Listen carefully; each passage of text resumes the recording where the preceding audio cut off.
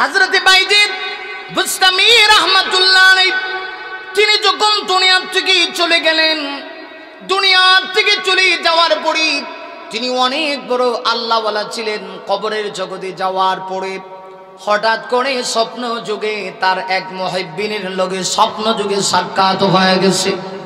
সুবহানাল্লাহ কোন।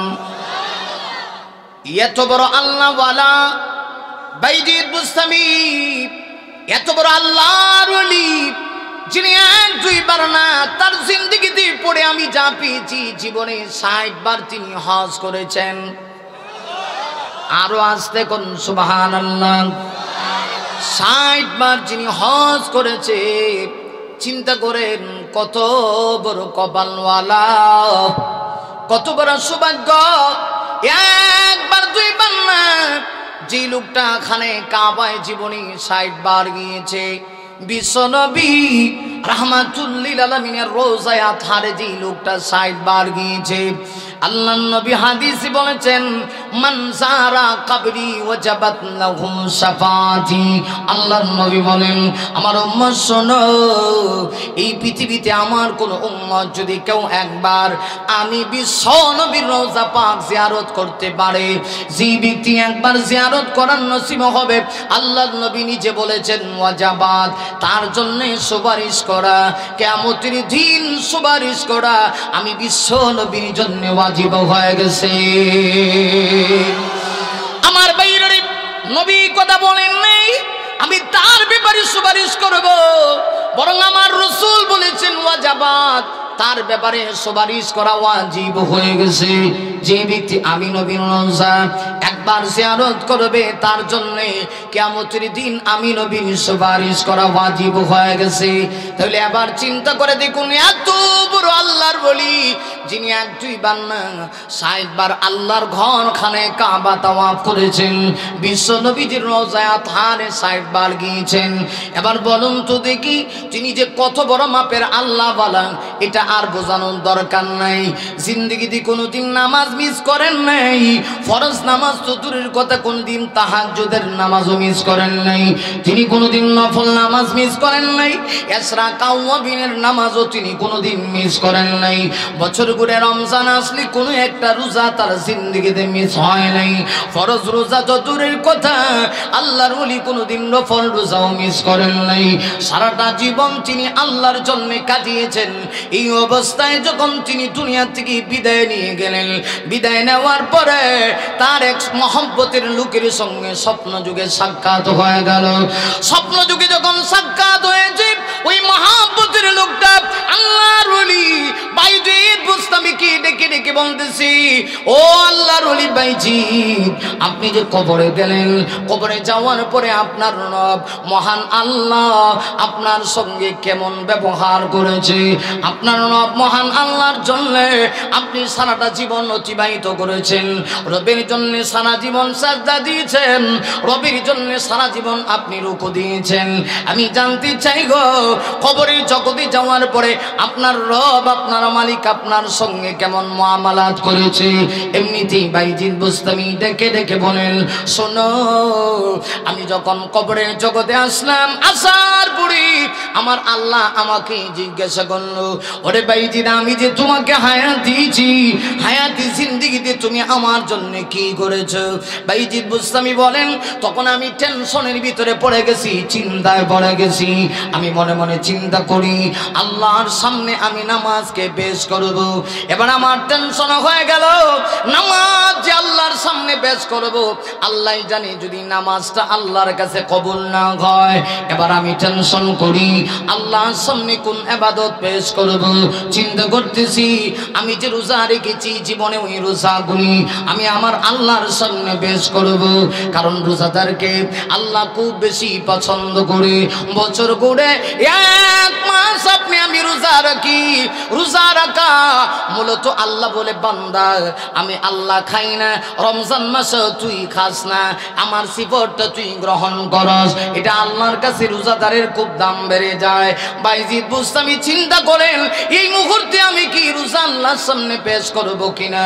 বাইজিদ বুস্তামি চিন্তা করে আমার রোজার ভিতরেও যদি কোনো ত্রুটি থাকে তাহলে হয়তো বা আল্লাহ খুশি হবে না। তাই তিনি চিন্তায় পড়ে গেলেন আমি জীবনে যত দান সদকা করেছি এইগুলি আল্লাহর সামনে পেশ করতে পারি। আবার চিন্তা করেন হয়তো বা দান সদকাও আল্লাহর কাছে কবুল না হতে পারে। আল্লাহর ওয়ালি বাইজিদ বুস্তামি এইবার চিন্তা করলেন আমি কি করব। সর্বশেষ তিনি সিদ্ধান্ত নিলেন আমি আল্লাহর সামনে বলবো আল্লাহ আমি জীবনে যতটুকু ইবাদত করেছি আর না করেছি তবে এটা ঠিক ইবাদত করতে গিয়া আল্লাহ তোমার সঙ্গে আমি কাউকে শরীক করি নাই। আল্লাহ শিরিক মুক্ত ইবাদত আমি তোমার সামনে পেশ করেছি। আল্লাহ ইবাদত করতে গিয়া দুনিয়ার কোনো মানুষকে দেখানোর জন্য আমি ইবাদত করি নাই, এটাই হলো আমার মূলধন।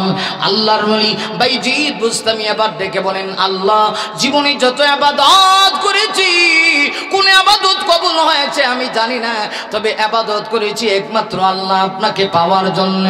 আল্লাহ আপনার ইবাদত করতে গিয়া কাউকে অংশীদার স্থাপন করি নাই। এই কথা বলা মাত্রই মহান আল্লাহ বাইজিদ বুস্তামিকে ডেকে ডেকে বলেন ও বাইজিদ ওই দিনের দৃশ্যটা স্মরণ করো। একদিন রাতের বেলা প্রচন্ড শীতের রাত্রিতে তোমার এক গ্লাস দুধ তুমি খেয়েছিলে। প্রচন্ড শীতের রাত্রিতে দুধ খাওয়ার কারণে হঠাৎ করে তোমার পেটে ব্যথা আরম্ভ হয়ে গেল। পেটে ব্যথা যখন আরম্ভ হয়েছে তখন তুমি বলেছিলে আমার এই দুধের কারণে পেটে ব্যথা আরম্ভ হয়েছে। পেটের ব্যথা কি দুধ দেয় না আমি আল্লাহ দিই? সুবহানাল্লাহ কাম। পেটের ব্যথা কি আল্লাহ দেয় না? পেটের ব্যথা দুধে হয়, দুধে পেটের ব্যথা হতে পারে না, আল্লাহই ব্যথা দেয়। কথা কম ঠিক কিনা? ওরে বাইজিদ ওই দিন দুধ খেয়ে তুমি বলেছিলা আমার পেটে ব্যথা হচ্ছে এই ঠান্ডা দুধ খাওয়ার কারণে, তাহলে তুমি না বলেছো আমার সঙ্গে শরীক করো নাই, এই কথাটা তুমি কেমনে বললা? বাইজিদ বুস্তামি এমনিতেই মাথা নিচু করে দিয়েছি।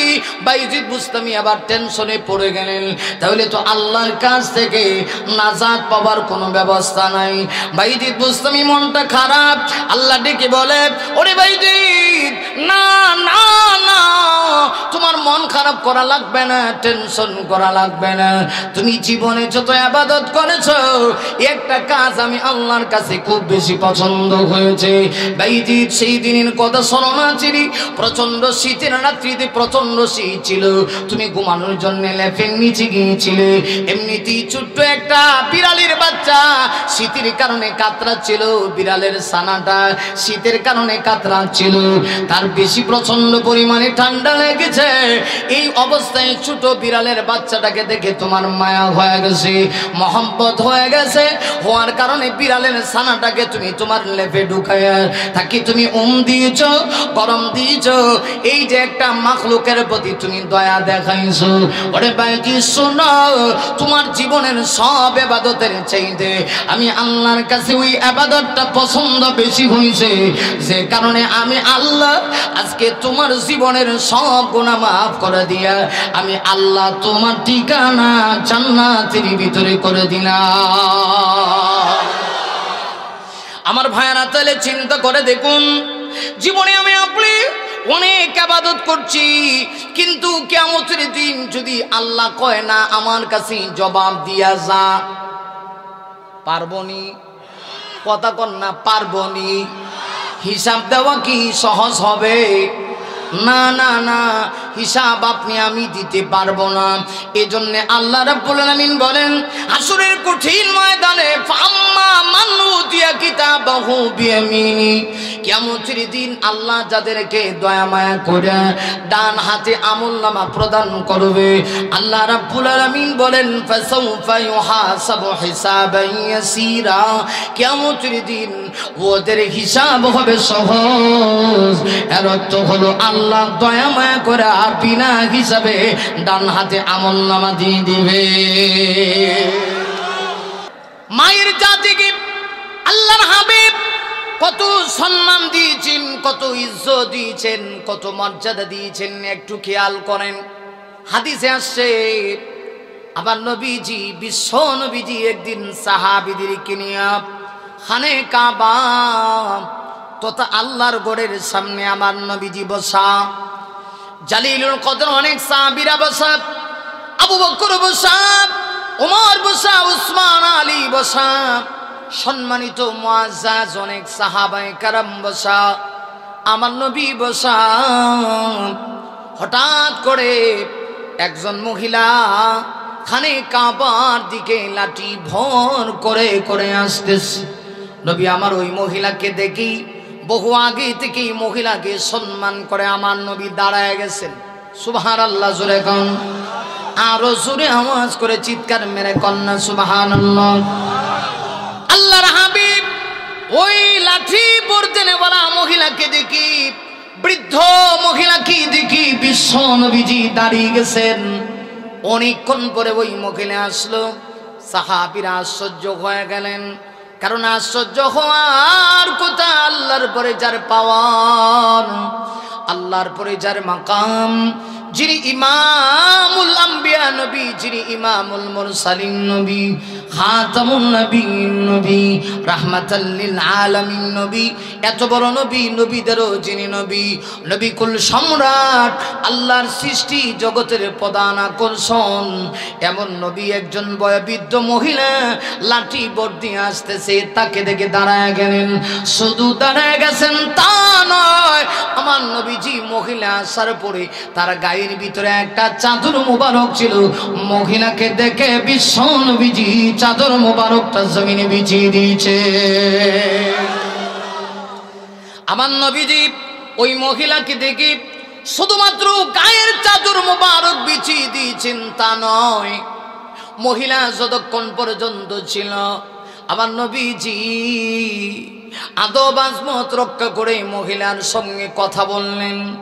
দীর্ঘক্ষণ মহিলার সঙ্গে কথা বলার পরে একটা পর্যায়ে ওই মহিলা এবার চলে গেল। চলে যাওয়ার পরে সাহাবীরা আশ্চর্য হয়ে গেলেন। হযরত ওমর জিজ্ঞাসা করে, ইয়া রাসূলুল্লাহ, ইয়া হাবিবাল্লাহ, ওগো নবীজি, বুঝতে পারলাম না আল্লাহ আপনাকে এত সম্মান দিয়েছে, আপনি ইমামুল আম্বিয়া নবী, নবীকুল সম্রাট হওয়ার পরেও একজন বয়োবৃদ্ধ মহিলাকে দেখে আপনি শুধুমাত্র স্থান ছেড়ে দিয়েছেন তা নয়, আপনার গায়ে যে চাদর মোবারক ছিল ওই মহিলাটাকে আসার পরে চাদরটা বিছিয়ে দিলেন। মহিলা দীর্ঘক্ষণ কথা বলল, আপনি আদব আসমত রক্ষা করে মহিলার সঙ্গে কথা বললেন। নবী জানতে পারে কি এই মহিলার পরিচয়টা কি একটু আমরা জানতে পারি। বিশ্ব নবীজি তখন চোখের পানি ছেড়ে দিয়া বলেন, ও সাহাবীরা শোনো, আমি বিশ্ব নবী মুহাম্মদুর রাসূলুল্লাহ এই পৃথিবীতে এতিম হয়ে এসেছিলাম। আসার পরে পৃথিবীতে আসার আগে আমার বাবাকে আল্লাহ দুনিয়া থেকে নিয়ে গেছে।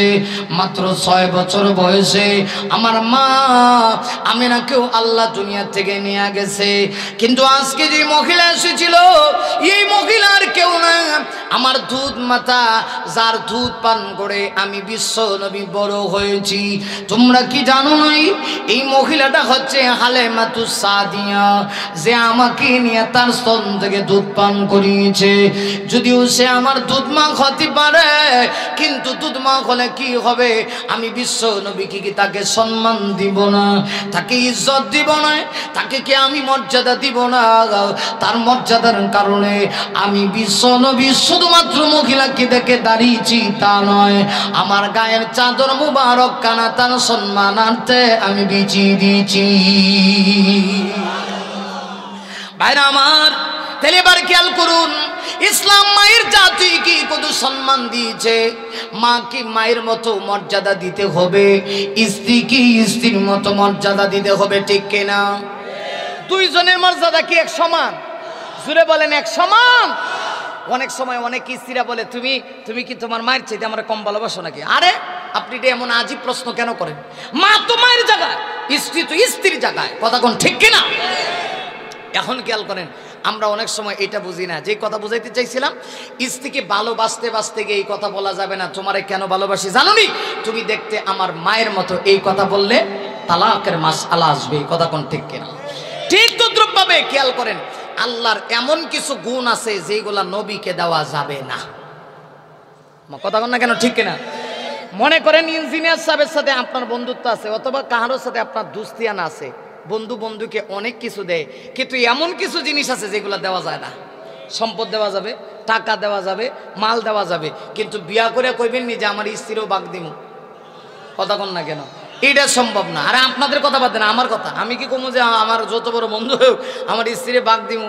এটা ব্যাককলও কইতো না। কথা কন না কেন? ঠিক কেনা? কেন? যে এমন কিছু জিনিস আছে যেগুলা বন্ধু বন্ধুকে দিতে পারে না। আপনি যদি বলেন যে নবীজি হাজির নাজির, আমি খারাইছি নবী আইছে, তাহলে তো এই গুণ আল্লাহর, এটা তো আপনি সীমা লঙ্ঘন করে ফেললেন। না, সীমা লঙ্ঘন করার কোনো দরকার নেই। আপনি নবীকে ভালোবাসেন, এটা অনেক বড় জিনিস। আমরা না বুঝে অনেক সময় অনেক কিছু করে ফেলি। বলুন, আমার নবীর মর্যাদা বাড়ায় দিছে কে?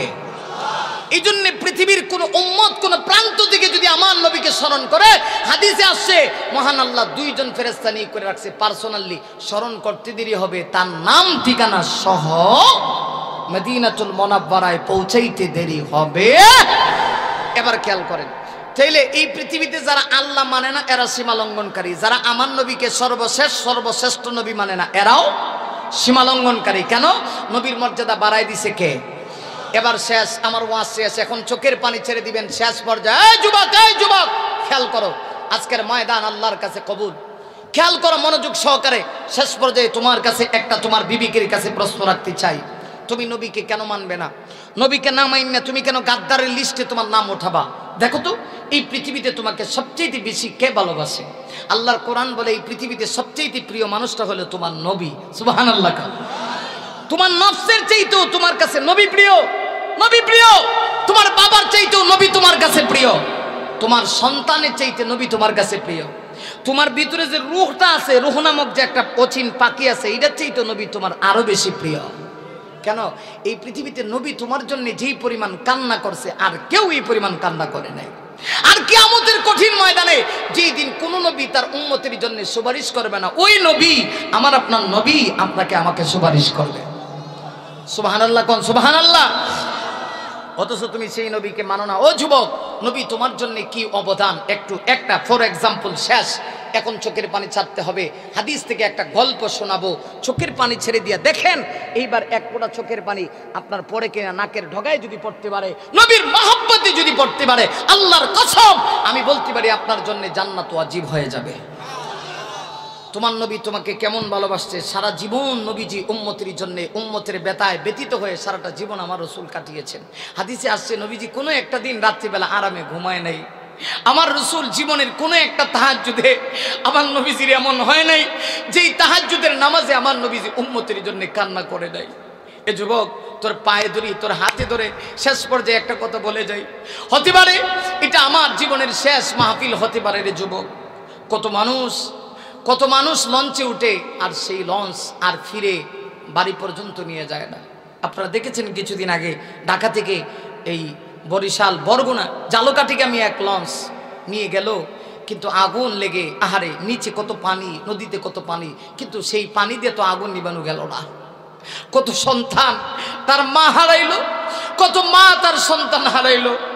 আপনারা জানেন, আমি আপনাদেরকে শুধু আপনাদের অন্তরটাকে একটু নরম করার জন্য বলছি, নবী আপনার জন্য কত দরদি একটু পরে বলি, একটু খেয়াল করেন। এই যে লঞ্চটা রওনা করলো জালকাঠির দিকে, আপনারা জানেন হয়তোবা ফেসবুকে আপনারা দেখেছেন, হাফসা নামক একটা মেয়ে ছিল যার 2 দিন পরে বিবাহ ছিল। আপনারা শুনছেন? 2 দিন পরে ওই মেয়েটার বিবাহ ছিল। মেয়ের বাবা, মেয়ের মা আর এই মেয়েটার ছোট ভাই ঢাকা থেকে বিবাহের মাল সামানা মার্কেট করে ওরা বাড়ির দিকে রওনা করছে। বাবা যখন রওনা করেছে, মেয়েটাকে ডেকে বলে, মা, ও মা, আজকে আমি ঢাকাতে কোনো নাস্তা খাই নাই, বাড়িতে এসে আমি নাস্তা খাবো রে মা, কারণ তুই আমার কলিজার টুকরা ধন। আজকে তোকে আমি জীবনের শেষ, হয়তোবা আমি আজকে তোকে বিদায় দিব। এতদিন তোকে আমি লালন পালন করেছি, আজকে আরেক ছেলের ঘরে তোকে চলে যেতে হবে রে মা। অনেক কষ্ট করে ঢাকাতে আমি টাকা পয়সা ইনকাম করে আমি সহ তোর মা সহ ঢাকা থেকে রওনা করেছি। ও মা, আমার পেটে ভীষণ ক্ষুধা, মা আমি নাস্তা খাই নাই, বাড়িতে এসে তোর হাতের নাস্তা খাবো রে মা। মা নাস্তা করে তুই আমার জন্য অপেক্ষা করিস। মেয়ে হাফসা বাবার জন্য নাস্তা পাকায়া অপেক্ষা করে দেশে, বাবা লঞ্চ দিয়া বাড়িতে যাবে। কিন্তু এই লঞ্চ তো আর বাড়িতে গেল না, আগুন লেগে কত মানুষ মারা গেল। এই লঞ্চের ভিতরেই হাফসা নামক মেয়েটার বাবা মা দুজনেই মারা গেছে। দুজনেই আগুনে পুড়ে সারখার হয়ে গেছে, ছাই হয়ে গেছে। ছোট ভাইটাও আগুনে পুড়ে মারা গেছে। দেহ পাইল না, দেহ পাবি তো দূরের কথা, হাড্ডি গুড্ডি কিছুই পাইল না। অরে যুবক চিন্তা কর, এই পৃথিবী ছেড়ে তোকে আমাকে চলে যেতে হবে। আজকে একটু মনটাকে নরম কর। তুই নবী মানুষ না, নবীর আদর্শ তোর ভিতরে নাই, অথচ তুই কি চিন্তা করছস এই পৃথিবীতে তুই চিরস্থায়ী থাকবে না। পৃথিবী থাকার জায়গা না। তুই আজকে আল্লাহ ভুলে গেছস, নবী ভুলে গেছস। তুই নবীকে কেমনে ভুলস যেই নবী তোকে জীবনে কোনোদিন বলে নাই। আল্লাহ রসুলের হাদিসে আসছে, আল্লাহ নবী জীবনে কোনো একটা রাত নাই যে রাতে উম্মতের জন্য কান্না করে নাই। সারাটা জীবন আমার নবীজি উম্মতের ব্যথায় ব্যথিত হয়ে কান্না করেছে। ওরে যুবক, আমার নবীজির ইন্তেকালের কিছুদিন আগের একটা ঘটনা তোমাদেরকে শোনাই। নবীকে আজকে তুই মানুষ না, নবী তোর জন্য কেমন দরদি ছিল। আমার নবীজির একাধিক স্ত্রী ছিল। হাদিসে আসছে আমার রাসূল 12টা বিবাহ করেছিলেন। এর ভিতরে একজন ছিল তালাকে বাইন, যার কোনো অধিকার ছিল না। বলেছিল যে হুজুর আপনি আমাকে বিবাহ করবেন, আমার কোনো অধিকার দিতে হবে না। কিয়ামতের কঠিন ময়দানে আমি আপনার স্ত্রী হয়ে উঠতে চাই। আমি যদি আপনার স্ত্রী হয়ে উঠি, আমার বিশ্বাস জাহান্নামের আগুন আমাকে গ্রেফতার করবে না। আল্লাহর নবী তাই ওকে স্ত্রী হিসেবে গ্রহণ করেছিলেন। বাকি 11 জন স্ত্রী ছিল। এর ভিতরে আমার নবীজির 10 জন স্ত্রী ছিল বিধবা, যারা বিবাহিত। আমার নবীজি তাদেরকে বিবাহ করেছে। প্রশ্ন আসতে পারে আমার নবী একাধিক বিবাহ কেন করেছে? নবী কি নারী লোভী ছিল? না না না। ওরে যুবক চিন্তা করে দেখ, হাদিস শরীফের ভিতরে আসছে মহান আল্লাহ তার নবীকে 1-2 হাজার মানুষের শক্তি নয়, 4000 বীর পলোয়ান যুবকের শক্তি দিয়েছে। এবার বলো তো দেখি, তোমার বিবিকের কাছে প্রশ্ন রাখতে চাই, যেই লোকটার গায়ে 4000 বীর পলোয়ান যুবকের শক্তি, তাকে 11টা 12টা কেন 400টা বিবাহ করার কথা ঠিক কিনা? কিন্তু আমার নবী কয়টা বিবাহ করছিলেন? আর জোরে বলেন কয়টা? একজন তো অধিকার চায় নাই। 11 জনের ভিতরে 10 জন ছিল যারা মুতাল্লাকা, তালাক প্রাপ্ত। কয়জন? 10 জন স্ত্রী ছিল তালাক প্রাপ্ত বিধবা মহিলাকে আমার নবী বিবাহ করেছে। জাগা এই 10 জনের সম্পর্কে কিচ্ছু বলবো না। শেষ পর্যায়ে যে কথা বলতে চাই, একজন স্ত্রী ছিল কুমারী, যার নাম ছিল হযরতে আয়েশা। সুবহানাল্লাহ জোরে কোন, আরো জোরে আওয়াজ করে চিৎকার মেরে কোন সুবহানাল্লাহ। হযরত আয়েশার বিবাহটা এই জমিনে কিন্তু হয় নাই, আসমান থেকে ফয়সালা হয়েছে। হযরত আয়েশার উকিল ছিলেন স্বয়ং আল্লাহ। সুবহানাল্লাহ কোন। কেমনে রে ভাই, একটু মনোযোগ লাগাও। আমার নবী সব সময় চিন্তা করতেন, আমার স্ত্রীদের বয়স বেশি, আমি যদি দুনিয়ার থেকে চলে যাই, আল্লাহ না করুক মানুষের বয়স হইলে মেধা দুর্বল হয়ে যায়, নারী জাতির কাছে আমার হাদিসের বাণীগুলি কে পৌঁছাবে? এজন্য আমার এমন একজন স্ত্রী দরকার যার বয়স কম, মেধা ভালো, হাদিসগুলি যেন উম্মতের কাছে পৌঁছাইতে পারে। নবী মনে মনে মনে মনে কল্পনা করে, নবীর অন্তরে খবর তো আকাশের মালিক মহান আল্লাহ জানে। তাই তো হাদিসে আসছে, আল্লাহ নবী একদিন রাত্রিবেলা ঘুমাইছেন, ঘুমানোর পরে হঠাৎ করে নবী আমার তাকায় দেখে জিবরাইল একটা মেয়ের ফটো নিয়ে আসছে। এই মেয়েটা আর কেউ না, আপনার আমার আম্মা জান আয়েশা সিদ্দিকা। নবী ওই ফটো দেখে হাসে। জিবরাইল ডেকে বলে, নবী গো, মহান আল্লাহ এই মেয়ের উকিল হইয়া আপনার সঙ্গে বিবাহ দিতে চায়, আপনি কি খুশি? নবীজি মুচকি হাসি দেন। পরের দিন হাদিসে আসছে আমার নবী নিজেই আবু বকরের প্রতি এত আস্থা ছিল। আয়েশা সিদ্দিকা হলেন আবু বকরের মেয়ে, অথচ নবী আর আবু বকরের বয়সে মাত্র 2 বছরের ব্যবধান। পরের দিন আল্লাহর হাবিব বিশ্ব নবী আবু বকরের দিকে তাকায়া তাকায়া বলেন, আবু বকর আমি তোমার মেয়েকে বিবাহ করতে চাই। যেই মুহূর্তে কথা বলেছে হযরত আবু বকর ডেকে বলে, নবী গো আমার মেয়ে কেন, আমার জানটাও যদি আপনার জন্য দিয়ে দিতে হয় আমি প্রস্তুত আছি। আমার কত বড় সৌভাগ্য, আমার মেয়েটাকে আপনি বিবাহ করবেন। সেই কনিষ্ঠ স্ত্রী ছিল হযরত আয়েশা। রাসূল যখন বিবাহ করে তখন বয়স ছিল মাত্র 6 বছর। সুবহানাল্লাহ জোরে কোন। এজন্য হযরত আয়েশা মাঝে মধ্যে খুশি হইয়া অন্যান্য সতীনদেরকে তিনি বলতেন, দেখো তোমাদের বিবাহ হয়েছে জমিনে, আমার বিবাহ হয়েছে ডাইরেক্ট আসমানে।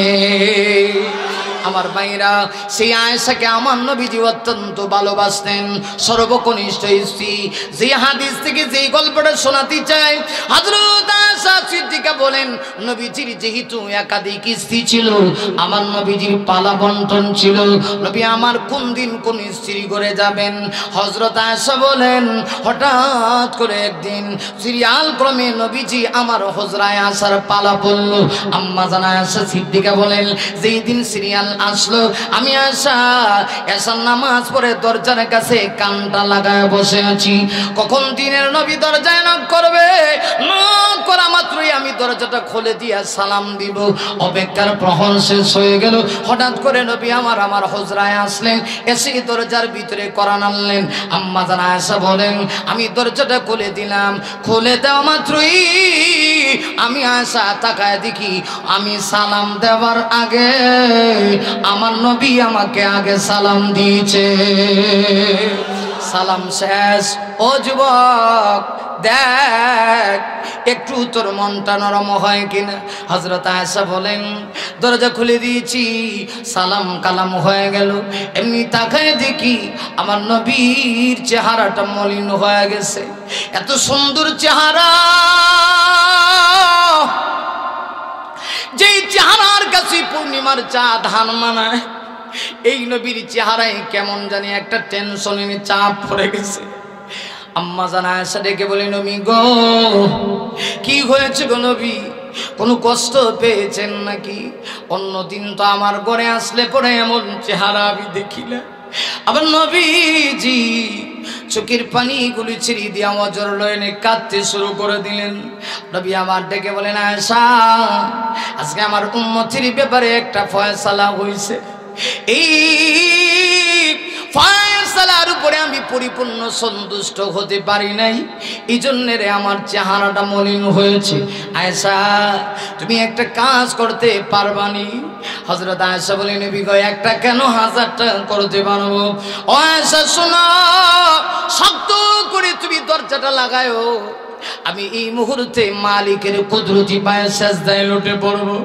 আমি সেজদায় লুটে পড়ে আমার উম্মতের জন্য এমন কান্না শুরু করে দিব।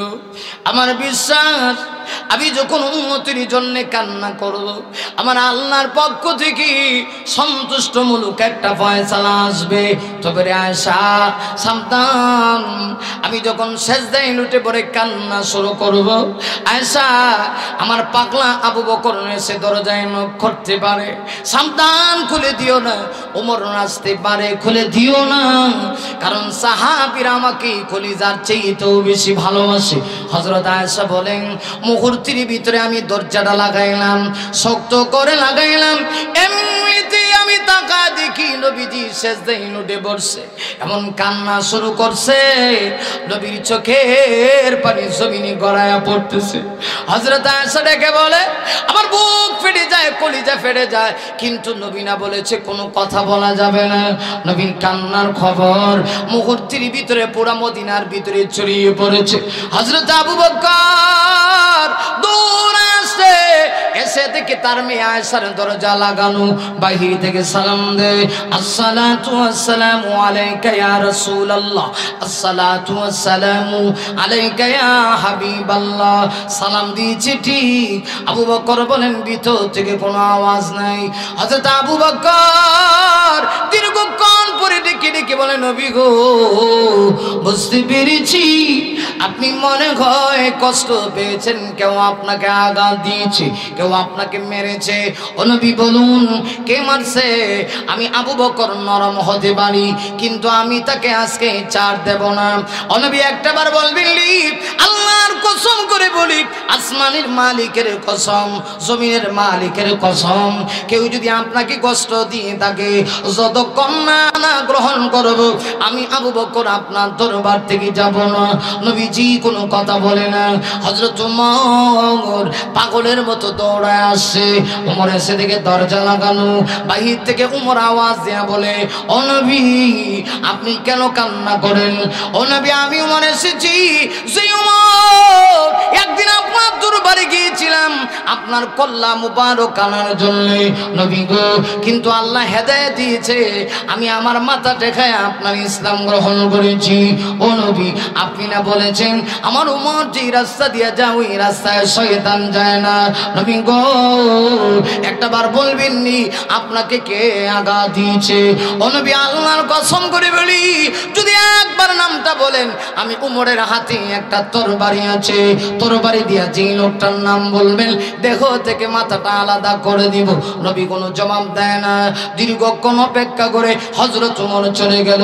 হযরত ওমর চলে যাওয়ার পরে হযরত আলী এসেছে। আলী এসে মনটাকে নরম করে দিয়ে বাহির থেকে ডেকে ডেকে বলে, নবী গো আমি আলী এসেছি, আপনার মেয়ে ফাতেমাকে যার কাছে আপনি বিবাহ দিয়েছেন। ও নবী আপনার মেয়ের অনেক প্রস্তাব এসেছিল, মদিনাতে অনেক ধনাঢ্যশীল সাহাবীরা আপনার মেয়েকে বিবাহ করতে চেয়েছিল, কিন্তু আপনি কাউকে দেন নাই, আমি আলীর কাছে বিবাহ দিয়েছেন। ও নবী আমি আলী এসেছি, যাকে আপনি বলেছেন আসাদুল্লাহিল গালিব, আল্লাহর পক্ষ থেকে বিজয়ী বাঘ বলে আপনি যাকে ঘোষণা দিয়েছেন। ও নবী আমি আলী এসেছি, ও নবী আপনার মেয়ে ফাতেমাকে রেখে আসছি, গলা কাটা মুরগির মতো ছটফট করে ঘরের ভিতরে চিৎকার মেরে কান্না করে। আপনি জানেন তো আপনার মেয়ে আপনাকে কত ভালোবাসে। ও নবী আপনি কি ভুলে গেছেন আপনার কলিজার টুকরা দুইটা নাতি হাসান হুসাইনের কথা? আপনি না বলেছেন এরা হলো আমার চোখের শীতলতা, আপনি তাদেরকে এত ভালোবাসেন। আপনি বলেছেন মান আহাব্বাহুমা ফাকাদ আহাব্বানি, যারা আমার নাতিদেরকে হাসান আর হুসাইনকে ভালোবাসলো, নবী গো আপনি বলেছেন নিশ্চয়ই সে যেন আমাকে ভালোবাসলো। ইয়া রাসূলুল্লাহ একটু বলুন না, আপনার মেয়ে নাতিরা খানা পিনা বন্ধ করে দিয়েছে, নবী তখন কোনো কথা বলে না।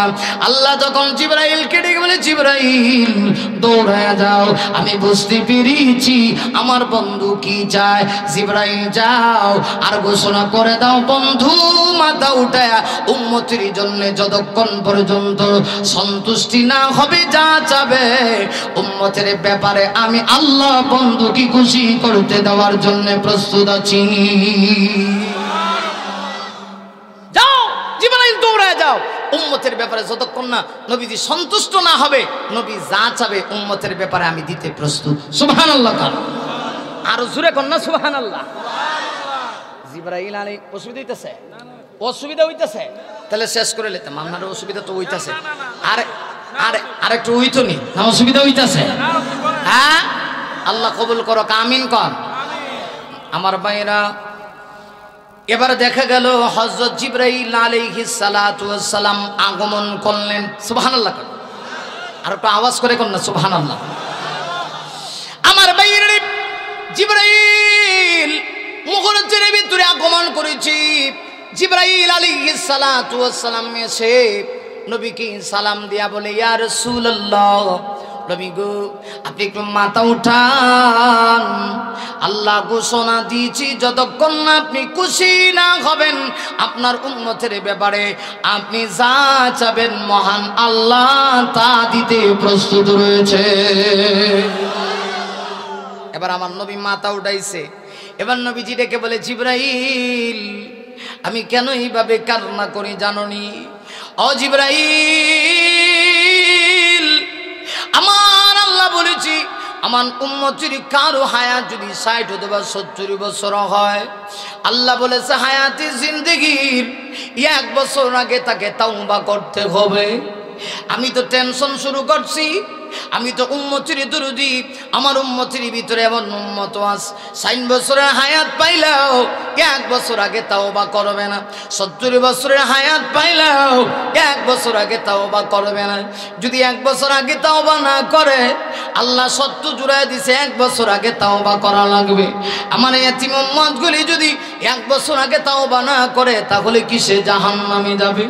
আমার উম্মত জাহান্নামে যাইব আর আমি নবী খুশি হব? এটা হতে পারে না। আমি আল্লাহর কাছে ফয়সালা চাই। এমনিতেই জিবরাইলকে আল্লাহ জানা দিয়েছে, ও জিবরাইল জানা দাও নবীকে টেনশন করা লাগবে না।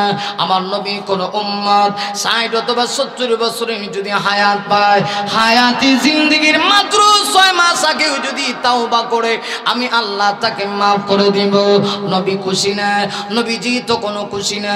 আল্লাহ ডেকে বলে, জিবরাইল আমার নবী কি জানা দাও, আমার নবীর কোন উম্মত যদি ইন্তেকালের 60 অথবা 70 বছরের কেউ হায়াত পায়, ইন্তেকালের 1 মাস আগে তাওবা করে, আমি আল্লাহ তারা তাওবা কবুল করব। নবী আমার খুশি না? রাসূল চিন্তা করে, আমার এমন লডর বডর উম্মত আছে ইন্তেকালের 1 মাস আগে তাওবা করবে না।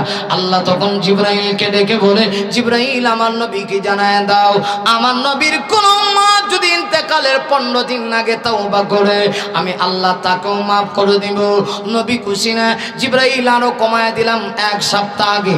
1 সপ্তাহ আগেও যদি আমার নবীর কোন উম্মত আল্লাহর কাছে তাওবা করে, আমি আল্লাহ মাফ করে দিব। নবী খুশি না? এমনিতেই আল্লাহ ডেকে বলে, জিবরাইল আমার নবীকে জানায় দাও, নবীর কোন উম্মত যদি ইন্তেকালের 1 দিন আগেও জিন্দেগির গুনার উপর লজ্জিত হইয়া আল্লাহর কাছে তাওবা করে, আমি আল্লাহ ঘোষণা দিলাম তামাম জীবনের সব গুনাহ আমি মাফ করে দিব। ইবাদতের বদলা কেউ জান্নাতে যাইতে পারতো না। কথা কন না, ঠিক কিনা? তাহলে কিছু লোক বলবে যে হুজুর তাহলে আজকে থেকে নামাজ রোজা দরকার নাই। মা কথা কয় না, এরকম কিছু পাবলিক আসেনি। আমরা দেখবেন দুনিয়ার অন্যান্য জিনিস ছাড়তে রাজি না, কিন্তু ইবাদত ছাড়ার যদি কোনো সুযোগ থাকে, এইটা কিন্তু আমরা মিস করি না। কথা কন না, ঠিক কিনা? না, আপনি ইবাদত করবেন, নামাজ আপনার জন্য ফরজ, এই নামাজ পড়তে হবে, না পড়লে আল্লাহর কাছে জবাব দিতে হবে। কিন্তু জান্নাতে যে যাইবেন নামাজের বদলা না। রোজা আপনার জন্য ফরজ, রোজা রাখতে হবে। নারী জাতির জন্য পর্দা করা ফরজ না নফল? কথা কয় না, ফরজ না নফল? পর্দা করতে হবে, কিন্তু এর বিনিময়ে আল্লাহ আপনাকে জান্নাতে দিবে না। আল্লাহ দয়া মায়া কইরা আল্লাহ আপনাকে জান্নাতে দিবে। এগুলো আল্লাহর বিধান, এগুলি করতে হবে। এইগুলি চার পাওয়ার কোনো সুযোগ নাই। এবার খেয়াল করেন, যাদেরকে ডান হাতে আমলনামা দেওয়া হবে কিয়ামতের দিন, এদের হিসাব সহজ না কঠিন? সহজ। অর্থাৎ আল্লাহ দয়া মায়া করে তাদেরকে জান্নাত দিয়ে দিবে। সুবহানাল্লাহ। আবার আরেক দল মানুষ আছে, আম্মা মান উতিয়া কিতাবাহু ওয়ারাআ যাহরি, আল্লাহর কোরআন থেকে বলছি। আরেক দল মানুষ আছে যাদেরকে আল্লাহ পিঠের পশ্চাৎ দিক দিয়ে নিয়ে আমলনামা দিব, হাতটারে বাঁকা করে। নাউজুবিল্লাহ, এই বছর দরকার নাই নাকি? হাত বাঁকা করে আল্লাহ আমলনামা দিব। বলুন তো দেখি কিয়ামতের দিন এদের ঠিকানা জান্নাত না জাহান্নাম? জাহান্নাম, সোজা কথা। যারা আমলনামা ডান হাতে পাবে এরা জান্নাত, যারা বাম হাতে পাবে এরা জাহান্নাম। রাস্তাও দুইটা, ফারিকুন ফিল জান্নাহ ও ফারিকুন ফিস সাইর। একটা রাস্তা জান্নাতের আর একটা রাস্তা জাহান্নামের। এখন আমি আপনাদের কাছে জানতে চাই, সরাসরি আয়াতের তাফসীর আপনাদেরকে শোনাবো। বলুন আপনারা এই মুহূর্তে যারা আছেন, আপনাদের কাছে জানতে চাই, আপনারা সবাই কি জান্নাতে যেতে চান না জাহান্নামে? কেডা কেডা জাহান্নামে যাইতেছেন হাত উঠান। একজনও নাই, আলহামদুলিল্লাহ। ময়মনসিংহের মানুষ যে এত সচেতন ইঞ্জিনিয়ার সাহেব, আমি আশ্চর্য হয়ে গেছি। আলহামদুলিল্লাহ, আলহামদুলিল্লাহ কর। আমি এক জায়গায় গিয়ে ওয়াজ করে বলছিলাম, কেডা কেডা জাহান্নামে যাইতেছেন হাত উঠান। সবাই হাত উঠাইছে, 3 ভাগের 2 ভাগ হাত উঠাইছে। এর অর্থ হলো আসলে ওয়াজ শুনে না, খালি আওয়াজ শুনে। কথা কন না কেন, ঠিক কিনা? আমাদের দেশে একদল লোক আছে, বক্তা টেস্ট করে দেখে বক্তা 6 ছক্কা মারতে পারেনি। সেদিন এক জায়গায় গেছি, যাওয়ার পরে আমার একটা হুজুর টান দিয়ে একবার হুতে লেবেন। বুঝেননি আপনারা? আমারা কো হুজুর টান দিয়ে একটা হুতাই নেবেন, কাইট করলেন, পরে যা হবার হবে। আচ্ছা বলুন, এই নিয়ত করে যদি কেউ ওয়াজ মাহফিল করায় যে বক্তা এসে টান দিয়ে একবারে কিয়ামত করে নেব, এই ওয়াজে কি কোনো হেদায়েত হবে? কোনো হেদায়েত হবে না। টান তো থাকবেই।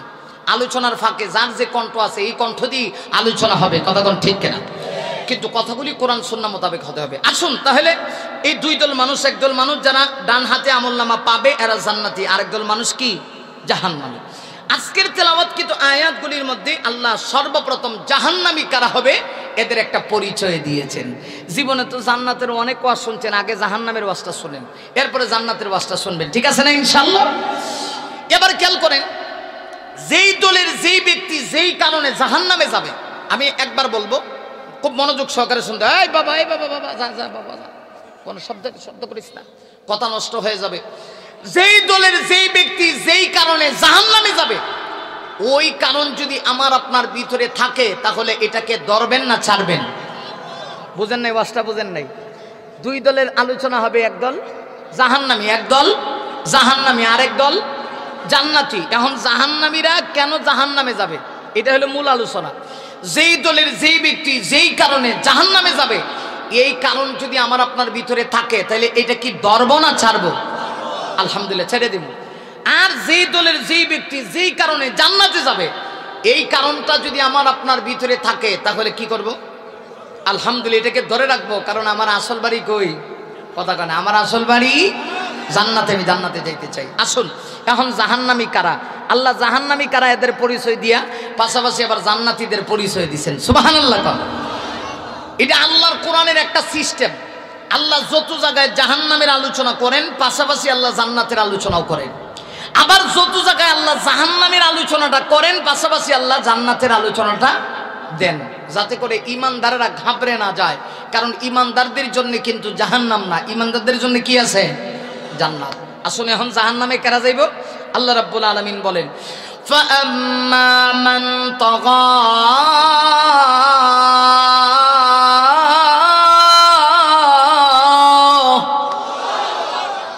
আল্লাহ বলতেছেন জাহান্নামে কারা যাবে? এই জাহান্নামী লোকগুলির দুইটা বদগুণ থাকবে, দুইটা কারণে লোকেরা জাহান্নামে যাবে। কয়টা কারণ? দুইটা। এক নাম্বার, খেয়াল করেন, এক নাম্বার আল্লাহ কোরআনে বলছেন, আমি কোরআন আপনাদেরকে দেখিয়ে দেখিয়ে বলছি, খেয়াল করেন, আল্লাহ বলছেন ফাআম্মা মান তাগা। এই পৃথিবীতে প্রথম নাম্বার জাহান্নামে যারা যাবে দুই কারণে। এক নাম্বার কারণ হলো যারা তগা হবে। তগা মানে কি? তগা শব্দের সহজ কথা হলো যারা সীমা লঙ্ঘনকারী হবে। কি লঙ্ঘনকারী? সীমা লঙ্ঘনকারী।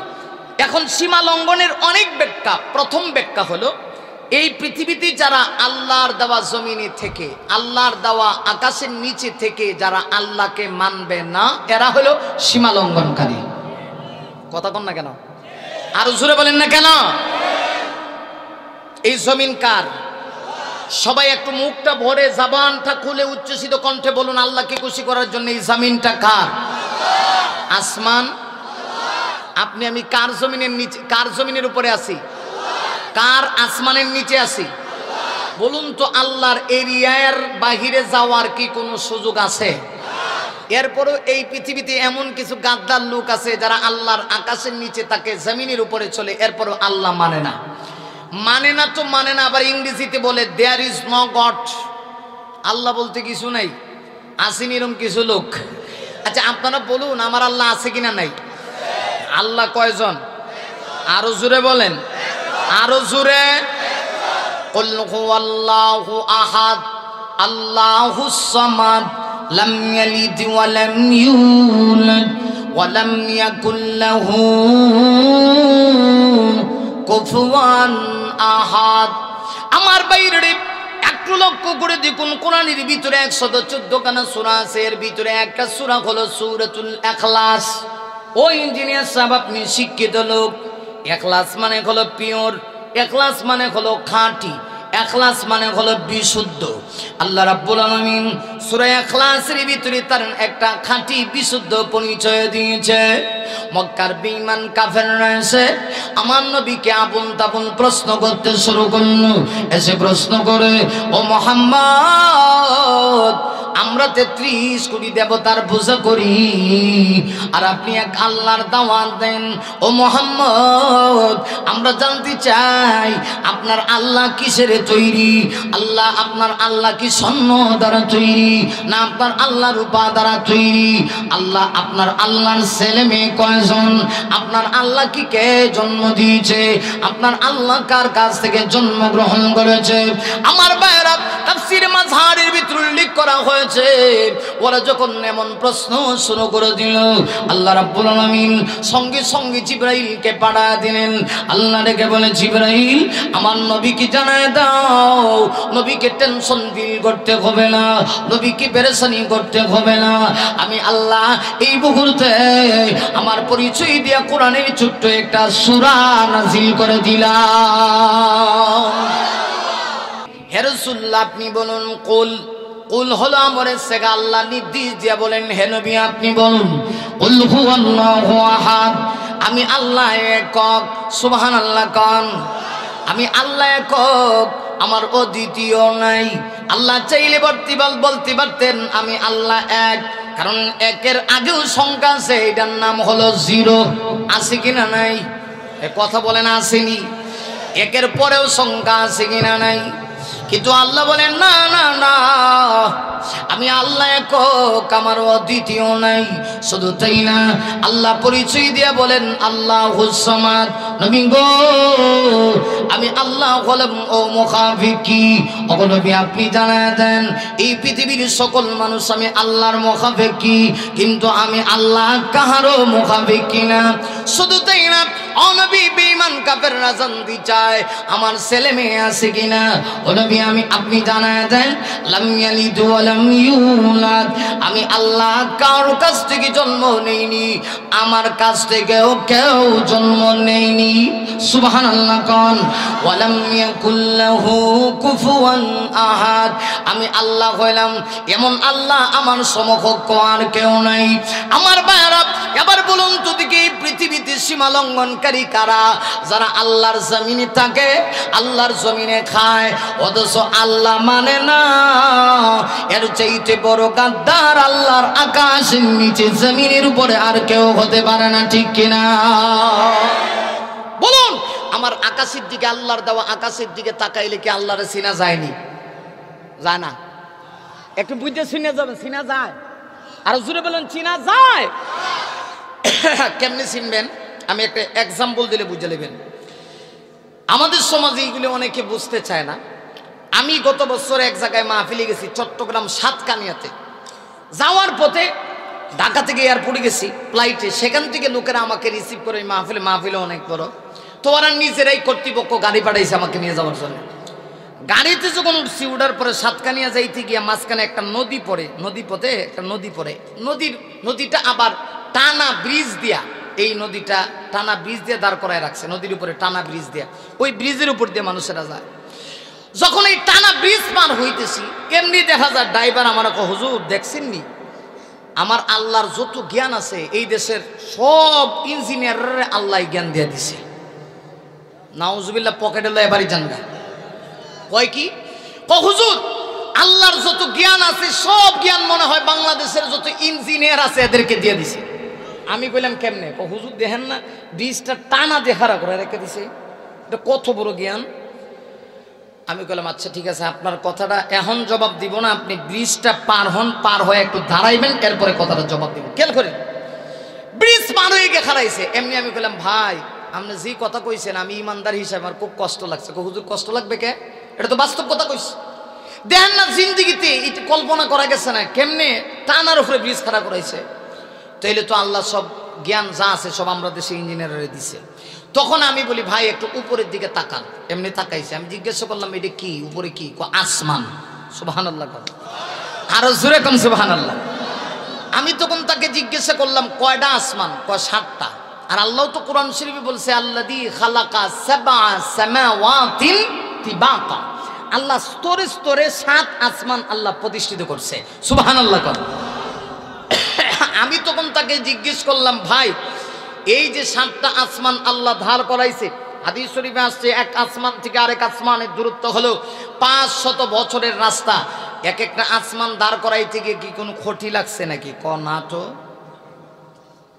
একটা খটিও তো লাগে নাই। তখন আমি কইলাম আল্লাহ কত বড় জ্ঞানী মিয়া, বললেন টানা ব্রিজ তৈরি করছে, ইঞ্জিনিয়ার সাহেবের সব জ্ঞান দিয়ে দিছে। তাহলে আমার আল্লাহ যে এমন কুদরতওয়ালা, 7 আসমান বিনা খটিতে দাঁড় করায় রাখলো, এরপরেও কি আমার আল্লাহর জ্ঞান নাই? সব দিয়ে লাইছে। এমনি হুজুর আমি ঠাসকে খাইছিলাম, আমার ভুল হয়ে গেছে, মাফ চাই। আপনি তো ঠিক কথাই কইছেন। আচ্ছা বলুন, এই আসমানের দিকে তাকাইলে কি আমার আল্লাহরে চিনা যায়? কথা কয় না, চিনা যায়? সূর্য কে উড়ায়? আর একটু জোরে বলতে হবে তো ভাই। সূর্য কে উড়ায়? চন্দ্র কে উঠায়? কোনদিন শুনছেন চন্দ্র সূর্য টক্কর লাগছে? কিয়ামত পর্যন্ত লাগবে? অথচ দুইটা মানুষ দুই দিক থেকে আসলে টক্কর লাগে, একজন এই দিক একজন এই দিক, এই দিক না এই দিক, হে দিক না হে দিক। কথা কন না, ঠিক কিনা বে ঠিক? দুইজন মানুষ দুই দিক থেকে আসলে টক্কর লাগে। আবার দুইটা সিএনজি দুই দিক থেকে আসলে টক্কর লাগে। আবার দুইটা বাস দুই দিক থেকে আসলে টক্কর লাগে। দুইটা অনেক সময় দেখবেন যে ট্রেনেও কিন্তু টক্কর লেগে যায়। কথা কন না, লাগে না? কিন্তু আল্লাহ যে সূর্য উঠালেন, সূর্য চালানোর জন্য আল্লাহ তাফসীরি কিতাবের মধ্যে লেখে 18,000 রাস্তা আল্লাহ সৃষ্টি করছেন। চন্দ্র চলার জন্য 12,000 রাস্তা আল্লাহ সৃষ্টি করছেন। এই চন্দ্র সূর্য কোনোদিন টক্কর লাগে না। এইগুলির দিকে তাকাইলে কি আমার আল্লাহরে চিনা যায়? বাদ আসুন, এইগুলি সৃষ্টি জগতের কথা একটু না বললাম, এবার আপনার আমার বডির দিকে তাকান, সবাই একটু তাকান। আমাদের দেশে অনেক লোক আছে গরিব লোক, হুজুর আমি গরিব মানুষ, আমার কেউ নাই হুজুর। আরে মেয়ে, আপনি কে বলছে আপনি গরিব? আপনি আপনার মাথা থেকে নিয়ে পা পর্যন্ত একটু ফলো করেন, লক্ষ্য করেন, দেখবেন আল্লাহ রাব্বুল আলামিন এমন কিছু অঙ্গ প্রত্যঙ্গ আপনাকে দিয়েছে যেগুলা কোটি টাকা দিয়েও কেনা যাবে না। কথা কন না কেন, ঠিক না বে ঠিক?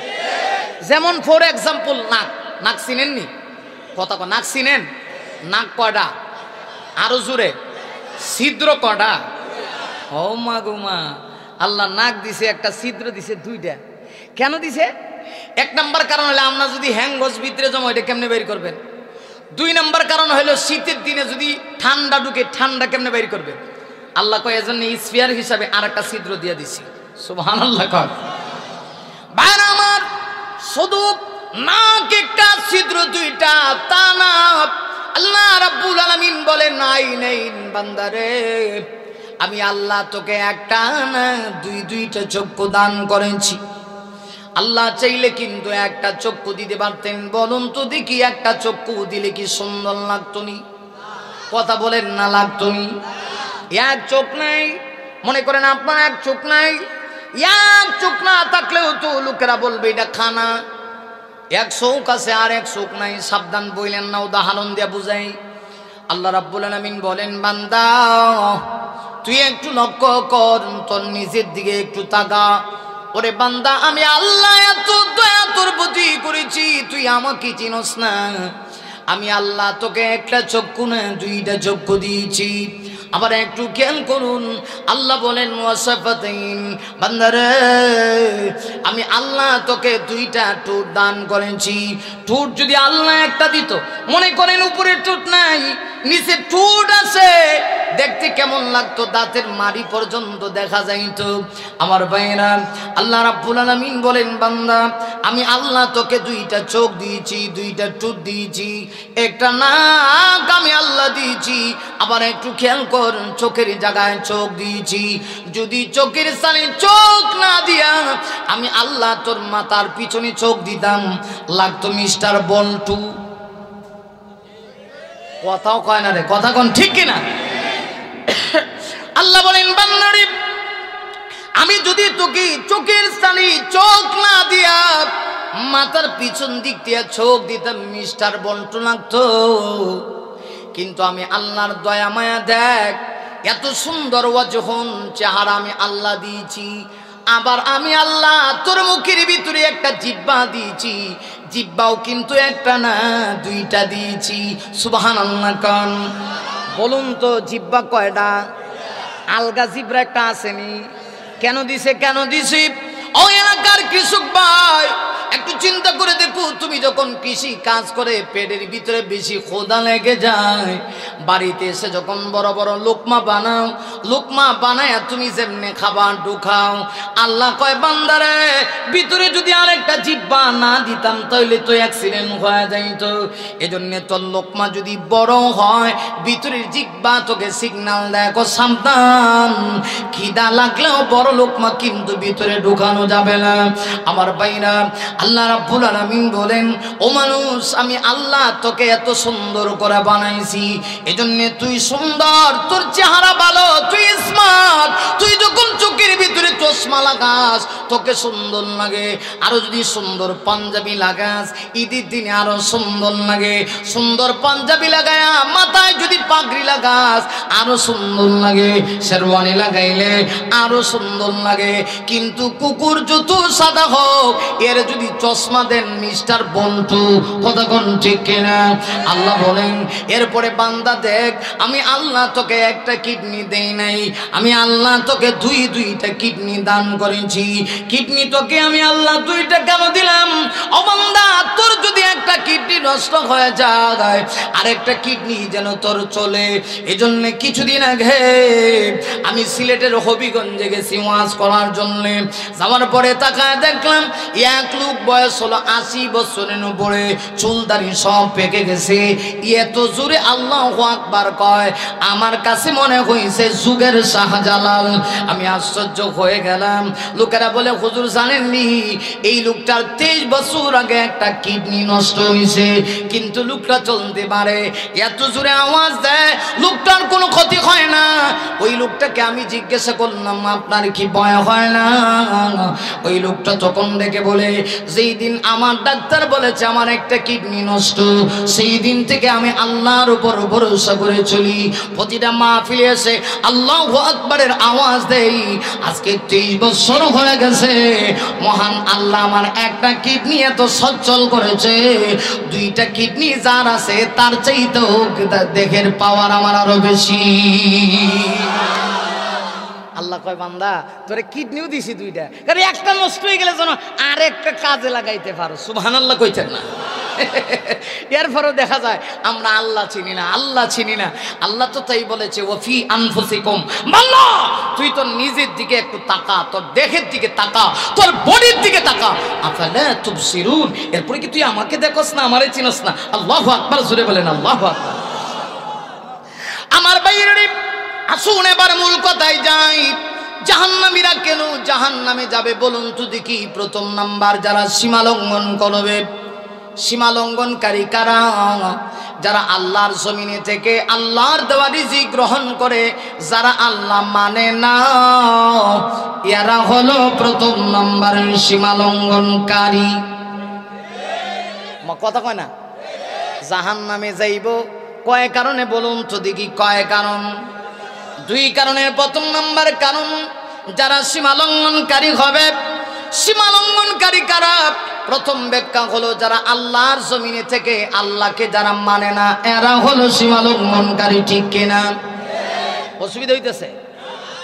মাঝখান থেকে এত সুন্দর পরিবেশে একজন দুজন উঠতেন না বাবারা, আর একজনের কারণে কিন্তু সমস্যা হয়ে যায়, পুরা পরিবেশ নষ্ট হয়ে যায়, পুরা মাহফিলটা যদি উল্টাপাল্টা হয় আপনার গাড়ে যাবে। এজন্য সাবধান, এমন করেন না। আজকে ইতিহাস হয়ে গেছে, এত রাত্রিবেলা মাহফিল দিলে লোকেরা বসে থাকে। ইঞ্জিনিয়ার সাহেব আমি প্রথম দেখলাম এই কয়েকদিন, আমি প্রত্যেক দিন প্রধান বক্তা, দেখা যায় যে মানুষের ঠেঙ্গ ধরেও বসেন যারা, আমি টান দিই, কিছু লোক উঠে, তো আমারও মেজাজ গরম হয়। কিন্তু আলহামদুলিল্লাহ আপনাদের এলাকা একটা ইতিহাস হয়ে গেল যে আপনাদের এলাকার লোকেরা কোরআন প্রেমিক। ঠিক কিনা? নাকি সিন্নি খাওয়ার লেগে বলিছেন? এটা না তো? আল্লাহ কবুল করুক, সবাই বলে আমিন। আচ্ছা, যেটাই হোক, খালি এটা মনে করেন না সিন্নি দিল লোকেরা বসবে না। হ্যাঁ, এত সোজা না। ওয়াজ পছন্দ না হইলে মিষ্টি দিলেও বইতো না। কথা কন না কেন? ঠিক কিনা? সব মিলে আছে আলহামদুলিল্লাহ। খাওয়ানোর দরকার আছে, কারণ ইসলাম খাওয়ানোর কথাও সাপোর্ট করে। কথা কন না কেন? ঠিক না বেটি? খাওয়ান লাগবো। এই ফ্যাট ঠিক থাকলে সব ঠিক। কথা কন না কেন? ফ্যাটের মাজার ঠিক থাকলে সব ঠিক। কথা কন না ঠিক কিনা? আলহামদুলিল্লাহ। আসুন খুব মনোযোগ সহকারে, এখন কিন্তু সামনে এমন একটা ঘটনা বলবো আয়াতের মাথা হাতে, দেখবেন চোখের পানি পড়বে, চোখের পানি ইনশাআল্লাহ। মনোযোগ দেন। বলুন, জাহান্নামীরা জাহান্নামে যাবে কয় কারণ? প্রথম নাম্বার কারণ কি? মান তাগা, যে ব্যক্তি সীমা লঙ্ঘনকারী হবে। সীমা লঙ্ঘনকারীর এক নাম্বার ব্যাখ্যা হলো যারা কারে মানবে না? আল্লাহ মানবে না। এবার খেয়াল করেন, সীমা লঙ্ঘনকারীর দুই নাম্বার ব্যাখ্যা হলো যারা এই পৃথিবীতে নবীর উম্মত হওয়ার পরেও যারা আমার নবীকে সর্বশ্রেষ্ঠ নবী মানবে না। আল্লাহকে না মানার কারণে যেমন বান্দা সীমা লঙ্ঘনকারী, নবীর উম্মত হওয়ার পরেও যারা নবীকে সর্বশ্রেষ্ঠ নবী মানবে না, এরাও ঠিক তদ্রুপ সীমা লঙ্ঘনকারী। আসেন এরকম একদল লোক যারা আমার নবীকে মানে কিন্তু শেষ নবী মানে না। জানেননি এদের পরিচয়? এদের পরিচয় কি? আলহামদুলিল্লাহ বলে ফলাইছেন। এদের পরিচয় কি? কাদিয়ানি। কাদিয়ানিরা কিন্তু আমার নবীর নবী মানে কিন্তু সর্বশেষ নবী মানে না। বলুন, আমার নবী কি শুধু নবী না সর্বশেষ নবী? শুধু কি সর্বশেষ নবী না সর্বশ্রেষ্ঠ নবী? সর্বশ্রেষ্ঠ নবী। আমার নবীর মর্যাদা বাড়ায় দিছে কে? আরো জোরে বলেন। ভাইরা আমার, আল্লাহর কোরআন থেকে বলছে নবীর মর্যাদা দুনিয়ার কেউ বাড়ায় নাই, বিশ্ব নবীর মর্যাদা স্বয়ং আল্লাহ বাড়িয়ে দিয়েছে। আল্লাহ বলেন, ইন্নাল্লাহা ওয়া মালাইকাতাহু ইউসাল্লুনা আলান নবী। আল্লাহু আকবার। এই আয়াতটা আপনারা শুনছেন? এমন কেউ নাই মুসলমান যে শুনে নেই, কিন্তু আয়াতে আল্লাহ কি বলছে এটা জানে না। আয়াতে আল্লাহ কি বলছে এটা জানে না। দুরূদ শরীফ পড়লে এই আয়াতটা পড়ে, কিন্তু এই আয়াতে যে আল্লাহ কি কইছে এটা জানে না। জানেন, আল্লাহ রাব্বুল আলামিন আয়াতের ভিতরে বলেন, নিশ্চয়ই আমি আল্লাহ, শুধু আমি আল্লাহ তাআলা। এরপরে আল্লাহ বলেন, ওয়া মালাইকাতাহু, আমার সমস্ত ফেরেশতাগণ, আমার মালায়েকারা, আমার বাহিনী। আল্লাহ বলেন, ইউসাল্লুনা আলান নবী, আমি সহ আমার সমস্ত ফেরেশতারা সহ কিয়ামত পর্যন্ত নবীর উপরে দুরূদ পড়তেই আছি। খেয়াল করছেন কত সূক্ষ্ম কথা আল্লাহ কোরআনে বলছে? একটু খেয়াল করেন ও মিয়া, এগুলো গুরুত্বপূর্ণ কথা, বুঝতে হবে। আল্লাহর কোরআন থেকে বলছি, মন করা বলছি না। আমার নবীকে আল্লাহ এত ইজ্জত দিয়েছে, আল্লাহ বলেন আমি আল্লাহ এবং আমার ফেরেশতা সহ সবাই মিললে নবীর উপরে দুরূদ পড়তেই আছি। পড়ে ফেলেছি এই কথা আল্লাহ বলেন নাই, পড়ব এই কথা বলেন নাই। আল্লাহ বলেন আমি এবং আমার ফেরেশতারা নবীর উপরে দুরূদ পড়তেই আছি। সুবহানাল্লাহ। তাইলে উম্মত যদি নবীর উপরে দুরূদ না পড়ে, নবীর ইজ্জত কমে যাবে? একটুকু কমবে না।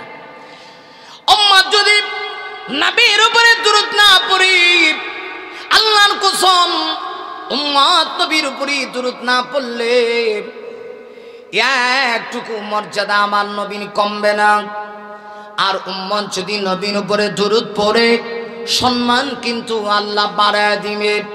এজন্য হাদিস শরীফের ভিতরে আছে, দুনিয়ার কোন প্রান্ত থেকে নবীর কোন উম্মত যদি নবীর উপরে একবার দুরূদ পড়ে, মহান আল্লাহ দুইজন ফেরেশতা নিয়ে করে রেখেছে। দুইজন ফেরেশতা আল্লাহ কেন নিয়ে করে রেখেছি?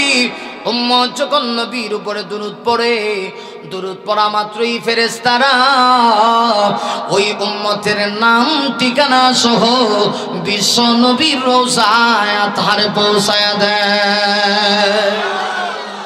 দুইজন ফেরেশতা আল্লাহ পার্সোনালি ডিউ করে রাখছে। পৃথিবীর কোন প্রান্ত থেকে নবীর কোন উম্মত যদি নবীকে একবার স্মরণ করে, নবীর উপরে একবার স্মরণ করে দুরূদ পড়ে, তাফসীর কারকগণ লেখে এই দুইজন ফেরেশতা তার নাম ঠিকানা সহ সবকিছু সহ বিশ্ব নবীর রওজা মুবারকে পৌঁছায় দেয়। এটা হলো নবীর শান। এটা কি নবীর কথা বলেন? এটা কি নবীর? আমার ভাইয়েরারে, অনেক লোক আছে দেখবেন বুঝে না, না বোঝার কারণে দুরূদ পড়ে অথবা কিয়াম করে আলাদা একটা চেয়ার রাখা দেয়। খেয়াল করেন, সূক্ষ্ম একটা কথা কমে হয়, রাগটা করবেন না তো আবার। দেখেন আপনার বিবেকের সাথে মিলে কিনা, একটু খেয়াল করেন, কোরআন থেকে বলছে। অনেক লোক আছে দেখবেন নবীর উপরে দুরূদ পড়ি, নবীকে স্মরণ করে কিয়াম করে। কিয়াম করা জায়েজ কি জায়েজ না এটা আমি ফতোয়া দিব না, কারণ সুন্নাত বা নফল নিয়ে উম্মতের ভিতরে মারামারি করার কোনো দরকার নাই। তবে অত্যন্ত গুরুত্বপূর্ণ একটা তথ্য আপনাদেরকে দিয়ে যাই। আপনার যদি মনে চায় কিয়াম করেন, কিন্তু একটা কথা খেয়াল করবেন, কিছু লোক আছে নবীকে স্মরণ করে অনেক সময় দাঁড়ায় যায় অথবা চেয়ার রেখে দেয়। প্রশ্ন হলো চেয়ার কেন রাখে? জবাব হলো নবী আসেন। নবী কেন আসবে? আপনি যদি নবীকে বড় মনে করেন, বলুন তো দেখি, যে ব্যক্তি বড় হয় তার কাছে আপনি যান না ওই লোক আপনার কাছে আয়? বোঝে নাই, বোঝে নাই, বোঝে নাই। ইঞ্জিনিয়ার সব দামি মানুষ, আপনি তার কাছে যাবেন। মন্ত্রী সাহেব দামি মানুষ, আপনি তার কাছে যাবেন। এমপি সাহেব দামি মানুষ, আপনি তার কাছে যাবেন। চেয়ারম্যান সাহেব দামি মানুষ, আপনি তার কাছে যাবেন। প্রধানমন্ত্রী দামি, এই জন্য তার কার্যালয়ে আপনাকে যে দেখায়, প্রধানমন্ত্রী আপনার কাছে আসে না। ও নবীর আশিক, আমি তোমার কাছে জানতে চাই, তুমি যদি বলো আমার নবী দামি, অবশ্যই আমার নবী দামি। আল্লাহর পরে এই পৃথিবীতে আমার নবীকে আল্লাহ সবচেয়ে বেশি দামি করেছে, সবচেয়ে সম্মানিত করেছে। নবী যদি দামি হয় তাইলে নবী কি তোমার কাছে আসবে না তুমি যাবে? আমি যাবো, আমি যাবো, কারণ নবী হলো সম্মানিত। একটা ঘটনা শোনা হয়ে গেছে গা, কয়লামো নাকি একটু চা দিয়েন, একটু চা দিয়েন আর কি, চাও রাখেন। ঘটনা শোনা হয়ে গেছে। ঘটনাটা হলো এই, আমি সিলেট যাইতেছি মাহফিল করবার লাগে, আর আমার বাড়ি হলো সিলেট। সিলেটি ভাষায় যদি মাতি, সিলেটি ভাষায় যদি আপনারা লগে মাতি আর কি কথা কইতা, আপনারা কইবা কিতাবা আপনি দিয়ে ঝগড়া লাগাই দিলা। কথা কন না কেন, ঠিক কিনা? একটু হাসি খুশি করতে হয়। এক এক জায়গার ভাষার এক এক রকম মজা। আমাদের সিলেটের ভাষার একরকম মজা, ঢাকায় গেলে দেখবেন এর ভাষারও একটা মজা আছে। বাপে ডাকে পোলারে হালা, হালার ঘরে হালান আমি কইতেছি, আপনি বর এখন ঢাকায় গেলে দেখবেন সবাই সবাই হালা কয়। পুরান ঢাকায় লোকেরা মানে যাদের এরা তত বেশি হালা কইব, মানে এরা কথায় কথা আবে হালা, খানকে হালা, নাটকে হালা, এমনকি হুজুর রোক হুজুর হালায়। কথা কন না কেন, ঠিক কেন? তো আমি পুরান ঢাকায় সদরঘাটে জমা পড়াতাম, এখন গাজীপুর শহরে আল্লাহর দেওয়া। তো জুম্মার নামাজ পড়ায় খুব তাড়াতাড়ি বের হচ্ছি, মানে খানা খাওয়ার সুযোগ নেই, বক্তা মানুষ তো, আবার এয়ারপোর্টে গিয়ে 3:30টার ফ্লাইট ধরতে হবে। এমনি দেখি আমার দুই মুসল্লি একজনের সাথে আরেকজনের সাক্ষাৎ হয়েছে, আমি মুখ ঘুরে ফিসে খাড়াই রয়েছি, মানে হাই আসতেছি। এই এক মুসল্লি আরেক মুসল্লির জিগা, কিরে খতিব হালা যাইতেছে গা হেদের ভাষায়, মানে আমারে ছোট করে নেই, এটা ওদের ভাষা।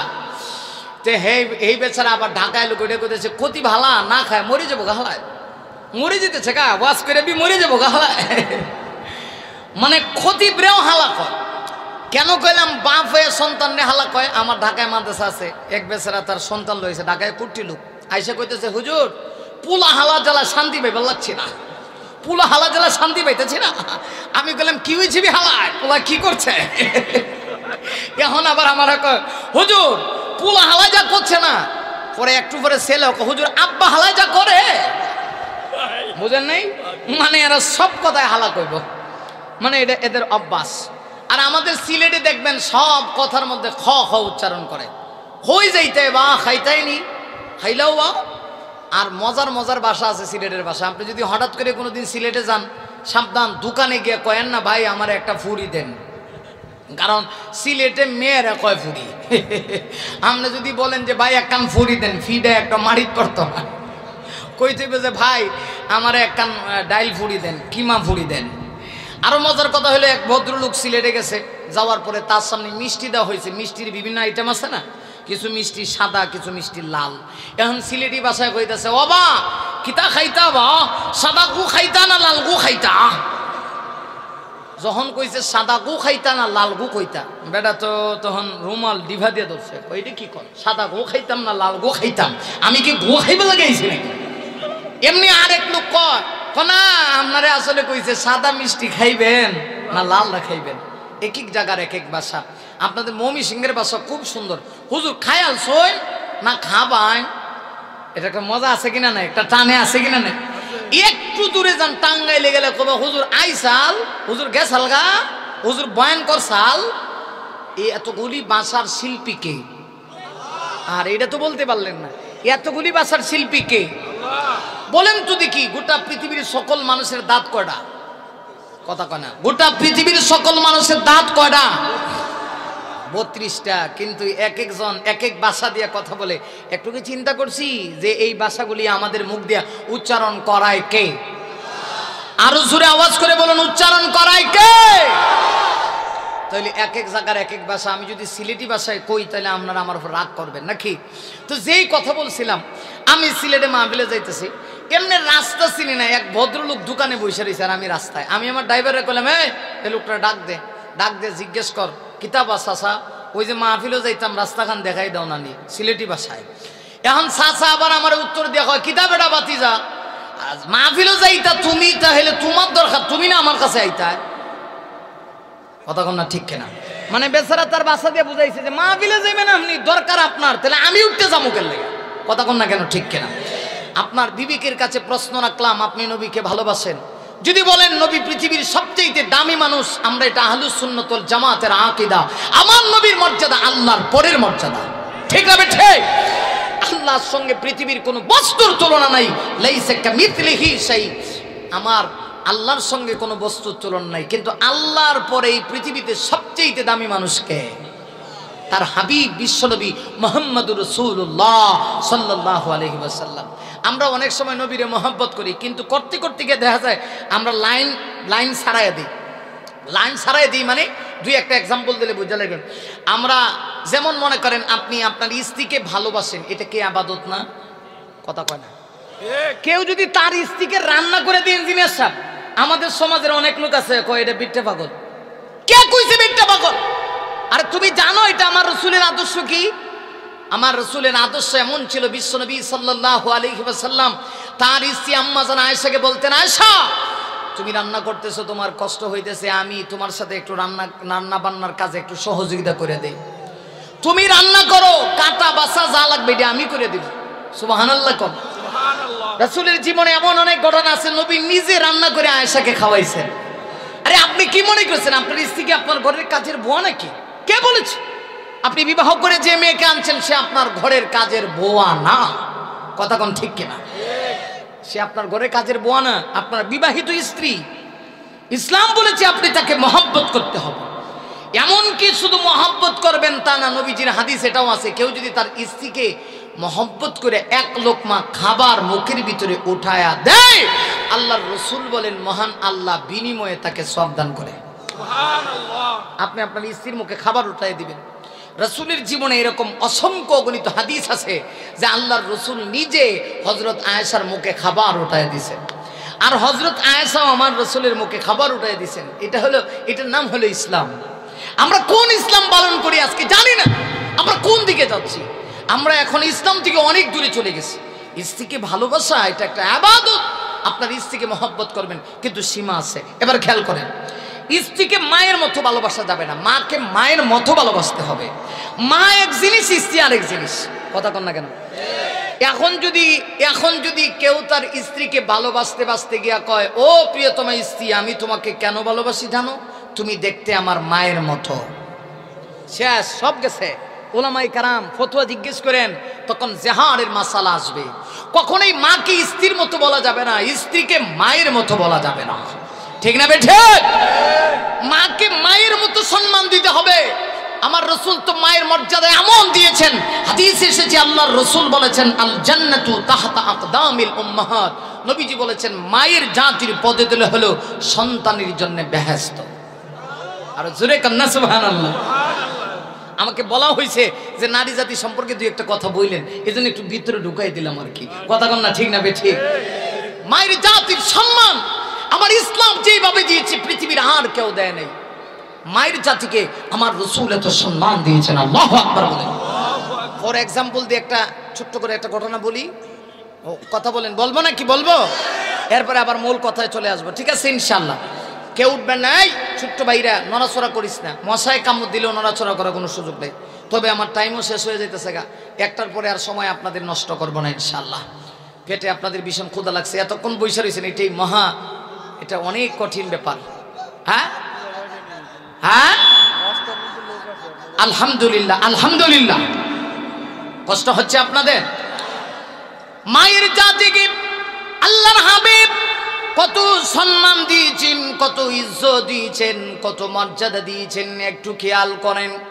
হাদিসে আসছে আবার নবীজি বিশ্ব নবীজি একদিন সাহাবীদেরকে নিয়ে খানে কাবা তথা আল্লাহর গড়ের সামনে আমার নবীজি বসা, জালিলুল কদর অনেক সাহাবীরা বসা, আবু বকর বসা, ওমর বসা, উসমান আলী বসা, সম্মানিত মুআজ্জাজ অনেক সাহাবায়ে কেরাম বসা, আমার নবী বসা। হঠাৎ করে একজন মহিলা খানে কাবার দিকে লাঠি ভর করে করে আসতেছে। নবী আমার ওই মহিলাকে দেখি বহু আগে থেকেই মহিলাকে সম্মান করে আমার নবী দাঁড়ায় গেছেন। সুবহানাল্লাহ জোরে কোন, আরো জোরে আওয়াজ করে চিৎকার মেরে কন্যা সুবহানাল্লাহ। আল্লাহর হাবিব ওই লাঠি পড়তেনে বলা মহিলাকে দেখি, বৃদ্ধ মহিলাকে দেখি বিশ্ব নবীজি দাঁড়িয়ে গেছেন। অনেকক্ষণ পরে ওই মহিলা আসলো, সাহাবীরা আশ্চর্য হয়ে গেলেন। কারণ আশ্চর্য হওয়ার কথা, আল্লাহর পরে যার পাওয়ার, আল্লাহর পরে যার মাকাম, যিনি ইমামুল আম্বিয়া নবী, যিনি ইমামুল মুরসালিন নবী, খাতামুন নবীন নবী, রাহমাতাল লিল আলামিন নবী, এত বড় নবী, নবীদেরও যিনি নবী, নবী কুল সম্রাট, আল্লাহর সৃষ্টি জগতের প্রধান আকর্ষণ, এমন নবী একজন বয়োবৃদ্ধ মহিলা লাঠি বর্দি আসতেছে, তাকে দেখে দাঁড়ায় গেলেন। শুধু দাঁড়ায় গেছেন তা নয়, আমার নবীজি মহিলা আসার পরে তার গায়ের ভিতরে একটা চাদর মুবারক ছিল। মহিলাকে দেখে বিশ্ব নবীজি চাদর মুবারকটা জমিনে বিছিয়ে দিয়েছে। আমার নবীজি ওই মহিলাকে দেখে শুধুমাত্র গায়ের চাদর মুবারক বিছিয়ে দিয়েছেন তা নয়, মহিলা যতক্ষণ পর্যন্ত ছিল আমার নবীজি আদব আজমত রক্ষা করে মহিলার সঙ্গে কথা বললেন। দীর্ঘক্ষণ মহিলার সঙ্গে কথা বলার পরে একটা পর্যায়ে ওই মহিলা এবার চলে গেল। চলে যাওয়ার পরে সাহাবীরা আশ্চর্য হয়ে গেলেন। হযরত ওমর জিজ্ঞাসা করে, ইয়া রাসূলুল্লাহ, ইয়া হাবিবাল্লাহ, ওগো নবীজি, বুঝতে পারলাম না আল্লাহ আপনাকে এত সম্মান দিয়েছে, আপনি ইমামুল আম্বিয়া নবী, নবীকুল সম্রাট হওয়ার পরেও একজন বয়োবৃদ্ধ মহিলাকে দেখে আপনি শুধুমাত্র স্থান ছেড়ে দিয়েছেন তা নয়, আপনার গায়ে যে চাদর মোবারক ছিল ওই মহিলাটাকে আসার পরে চাদরটা বিছিয়ে দিলেন। মহিলা দীর্ঘক্ষণ কথা বলল, আপনি আদব আসমত রক্ষা করে মহিলার সঙ্গে কথা বললেন। নবী জানতে পারে কি এই মহিলার পরিচয়টা কি একটু আমরা জানতে পারি। বিশ্ব নবীজি তখন চোখের পানি ছেড়ে দেয়া বলেন, ও সাহাবীরা শোনো, আমি বিশ্ব নবী মুহাম্মদুর রাসূলুল্লাহ এই পৃথিবীতে এতিম হয়ে এসেছিলাম। আসার পরে পৃথিবীতে আসার আগে আমার বাবাকে আল্লাহ দুনিয়া থেকে নিয়ে গেছে। মাত্র 6 বছর বয়সে আমার মা আমিনাকেও আল্লাহ দুনিয়া থেকে নিয়ে গেছে। কিন্তু আজকে যে মহিলা এসেছিল এই মহিলার কেউ না, আমার দুধ মাতা, যার দুধ পান করে আমি বিশ্ব নবী বড় হয়েছি। তোমরা কি জানো নাই এই মহিলাটা হচ্ছে হালেমাতুস সাদিয়া, যে আমাকে নিয়ে তার স্তন থেকে দুধ পান করিয়েছে। যদিও সে আমার দুধ মা হতে পারে, কিন্তু দুধ মা হলে কি হবে, আমি বিশ্ব নবীকে কি তাকে সম্মান দিব না, তাকে ইজ্জত দিব না, তাকে কি আমি মর্যাদা দিব না? তার মর্যাদার কারণে আমি বিশ্ব নবী শুধুমাত্র মহিলাকে দেখে দাঁড়িয়েছি তা নয়, আমার গায়ের চাদর মুবারক কানা তার সম্মানার্থে আমি বিছিয়ে দিয়েছি।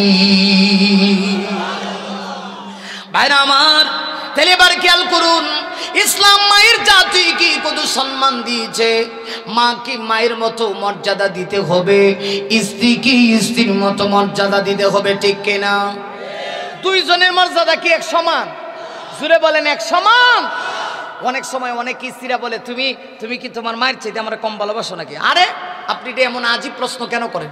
মা তো মায়ের জায়গায়, স্ত্রী তো স্ত্রীর জায়গায়, কথা কোন ঠিক কিনা? এখন খেয়াল করেন, আমরা অনেক সময় এটা বুঝি না। যে কথা বুঝাইতে চাইছিলাম, স্ত্রীকে ভালোবাসতে বাসতে গিয়ে এই কথা বলা যাবে না, তোমারে কেন ভালোবাসি জানো নি, তুমি দেখতে আমার মায়ের মতো, এই কথা বললে তালাকের মাসআলা আসবে। কথা কোন ঠিক কিনা? ঠিক তদ্রুপ ভাবে খেয়াল করেন, আল্লাহর এমন কিছু গুণ আছে যেগুলা নবীকে দেওয়া যাবে না। কথা কোন না কেন? ঠিক কিনা? মনে করেন ইঞ্জিনিয়ার সাহেবের সাথে আপনার বন্ধুত্ব আছে, অথবা কাহারোর সাথে আপনার দুস্তিয়ানা আছে, বন্ধু বন্ধুকে অনেক কিছু দেয়, কিন্তু এমন কিছু জিনিস আছে যেগুলো দেওয়া যায় না। সম্পদ দেওয়া যাবে, টাকা দেওয়া যাবে, মাল দেওয়া যাবে, কিন্তু বিয়া করে কইবেন নি যে আমার স্ত্রীও বাগ দিমু। কথা কন না কেন? এটা সম্ভব না। আরে আপনাদের কথা বাদ দেন, আমার কথা। আমি কি কমু যে আমার যত বড় বন্ধু হোক আমার স্ত্রী বাগ দিমু? এটা ব্যাককলও কইতো না। কথা কন না কেন? ঠিক কেনা? কেন? যে এমন কিছু জিনিস আছে যেগুলা বন্ধু বন্ধুকে দিতে পারে না। আপনি যদি বলেন যে নবীজি হাজির নাজির, আমি খারাইছি নবী আইছে, তাহলে তো এই গুণ আল্লাহর, এটা তো আপনি সীমা লঙ্ঘন করে ফেললেন। না, সীমা লঙ্ঘন করার কোনো দরকার নেই। আপনি নবীকে ভালোবাসেন, এটা অনেক বড় জিনিস। আমরা না বুঝে অনেক সময় অনেক কিছু করে ফেলি। বলুন, আমার নবীর মর্যাদা বাড়ায় দিছে কে? এই জন্য পৃথিবীর কোন উম্মত কোন প্রান্ত থেকে যদি আমার নবীকে স্মরণ করে, হাদিসে আসছে মহান আল্লাহ দুইজন ফেরেশতা নিয়োগ করে রাখছে পার্সোনালি, স্মরণ করতে দেরি হবে তার নাম ঠিকানা সহ মদিনাতুল মুনাওয়ারায় পৌঁছাইতে দেরি হবে। এবার খেয়াল করেন, তাইলে এই পৃথিবীতে যারা আল্লাহ মানে না এরা সীমা লঙ্ঘনকারী, যারা আমার নবীকে সর্বশ্রেষ্ঠ নবী মানে না এরাও সীমা লঙ্ঘনকারী। কেন? নবীর মর্যাদা বাড়ায় দিছে কে? এবার শেষ, আমার ওয়াজ শেষ, এখন চোখের পানি ছেড়ে দিবেন শেষ পর্যায়ে। এই যুবক, এই যুবক, খেয়াল করো, আজকের ময়দান আল্লাহর কাছে কবুল। খেয়াল করো মনোযোগ সহকারে। শেষ পর্যায়ে তোমার কাছে একটা, তোমার বিবিকের কাছে প্রশ্ন রাখতে চাই, তুমি নবীকে কেন মানবে না? নবীকে না মানলে তুমি কেন গাদ্দারের লিস্টে তোমার নাম ওঠাবা? দেখো তো, এই পৃথিবীতে তোমাকে সবচেয়ে বেশি কে ভালোবাসে? আল্লাহর কোরআন বলে এই পৃথিবীতে সবচেয়ে প্রিয় মানুষটা হলো তোমার নবী। সুবহানাল্লাহ। তোমার নফসের চাইতেও তোমার কাছে নবী প্রিয়। নবী প্রিয়। তোমার বাবার চাইতেও নবী তোমার কাছে প্রিয়। তোমার সন্তানের চাইতে নবী তোমার কাছে প্রিয়। তোমার ভিতরে যে রূহটা আছে, রূহ নামক যে একটা অচিন পাখি আছে, এটার চাইতেও নবী তোমার আরো বেশি প্রিয়। কেন? এই পৃথিবীতে নবী তোমার জন্য যেই পরিমাণ কান্না করছে আর কেউ এই পরিমাণ কান্না করে নাই। আর কিয়ামতের কঠিন ময়দানে যেই দিন কোন নবী তার উম্মতের জন্য সুপারিশ করবে না, ওই নবী, আমার আপনার নবী, আপনাকে আমাকে সুপারিশ করবে। সুবহানাল্লাহ কোন? সুবহানাল্লাহ। অথচ তুমি সেই নবীকে মানো না। ও যুবক, নবী তোমার জন্য কি অবদান, একটা ফর এক্সাম্পল শেষ, এখন চোখের পানি ছাড়তে হবে। হাদিস থেকে একটা গল্প শোনাবো, চোখের পানি ছেড়ে দিয়া দেখেন এইবার এক ফোঁটা চোখের পানি আপনার পরে কিনা নাকের ঢগায় যদি পড়তে পারে, নবীর মহব্বতে যদি পড়তে পারে, আল্লাহর কসম আমি বলতে পারি আপনার জন্য জান্নাত ওয়াজিব হয়ে যাবে। তোমার নবী তোমাকে কেমন ভালোবাসছে, সারা জীবন নবীজি উম্মতের জন্য, উম্মতের ব্যথায় ব্যতীত হয়ে সারাটা জীবন আমার রাসূল কাটিয়েছেন। হাদিসে আসছে নবীজি কোনো একটা দিন রাত্রিবেলা আরামে ঘুমায় নাই।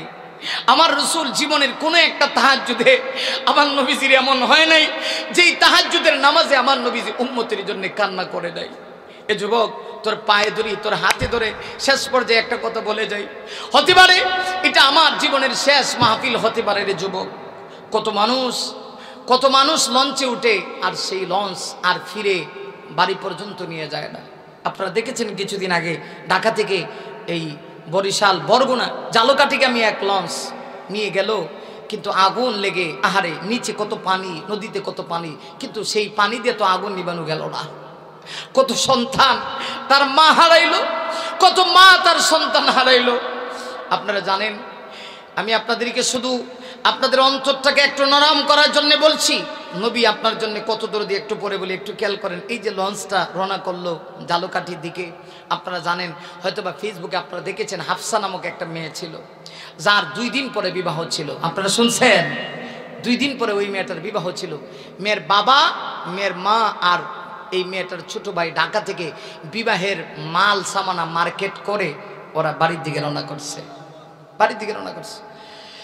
বাবা যখন রওনা করেছে, মেয়েটাকে ডেকে বলে, মা, ও মা, আজকে আমি ঢাকাতে কোনো নাস্তা খাই নাই, বাড়িতে এসে আমি নাস্তা খাবো রে মা, কারণ তুই আমার কলিজার টুকরা ধন। আজকে তোকে আমি জীবনের শেষ, হয়তোবা আমি আজকে তোকে বিদায় দিব। এতদিন তোকে আমি লালন পালন করেছি, আজকে আরেক ছেলের ঘরে তোকে চলে যেতে হবে রে মা।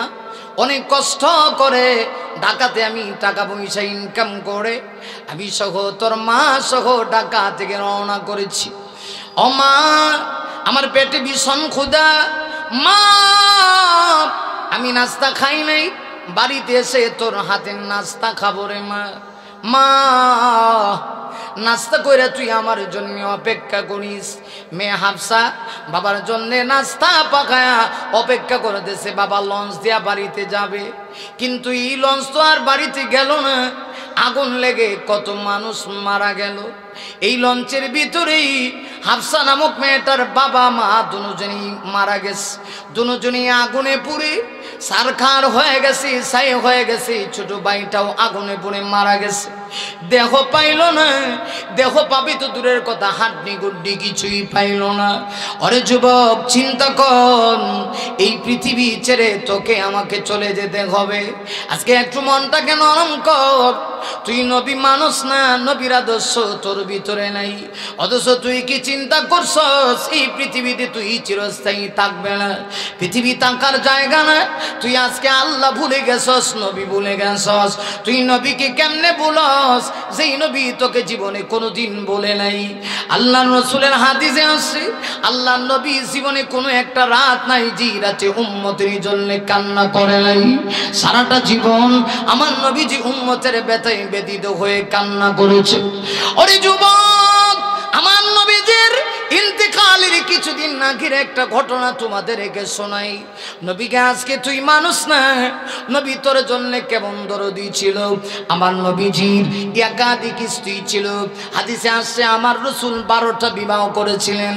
এর ভিতরে একজন ছিল তালাকে বাইন, যার কোনো অধিকার ছিল না। বলেছিল যে হুজুর আপনি আমাকে বিবাহ করবেন, আমার কোনো অধিকার দিতে হবে না। কিয়ামতের কঠিন ময়দানে আমি আপনার স্ত্রী হয়ে উঠতে চাই। আমি যদি আপনার স্ত্রী হয়ে উঠি, আমার বিশ্বাস জাহান্নামের আগুন আমাকে গ্রেফতার করবে না। আল্লাহর নবী তাই ওকে স্ত্রী হিসেবে গ্রহণ করেছিলেন। বাকি 11 জন স্ত্রী ছিল। এর ভিতরে আমার নবীজির 10 জন স্ত্রী ছিল বিধবা, যারা বিবাহিত। আমার নবীজি তাদেরকে বিবাহ করেছে। প্রশ্ন আসতে পারে আমার নবী একাধিক বিবাহ কেন করেছে? নবী কি নারী লোভী ছিল? না না না। ওরে যুবক চিন্তা করে দেখ, হাদিস শরীফের ভিতরে আসছে মহান আল্লাহ তার নবীকে 1-2 হাজার মানুষের শক্তি নয়, 4000 বীর পলোয়ান যুবকের শক্তি দিয়েছে। এবার বলো তো দেখি, তোমার বিবিকের কাছে প্রশ্ন রাখতে চাই, যেই লোকটার গায়ে 4000 বীর পলোয়ান যুবকের শক্তি, তাকে 11টা 12টা কেন 400টা বিবাহ করার কথা ঠিক কিনা? কিন্তু আমার নবী কয়টা বিবাহ করছিলেন? আরো জোরে বলেন কয়টা? একজন তো অধিকার চায় নাই। 11 জনের ভিতরে 10 জন ছিল যারা মুতাল্লাকা, তালাক প্রাপ্ত। কয়জন? 10 জন স্ত্রী ছিল তালাক প্রাপ্ত বিধবা মহিলাকে আমার নবী বিবাহ করেছে। জাগা এই 10 জনের সম্পর্কে কিচ্ছু বলবো না।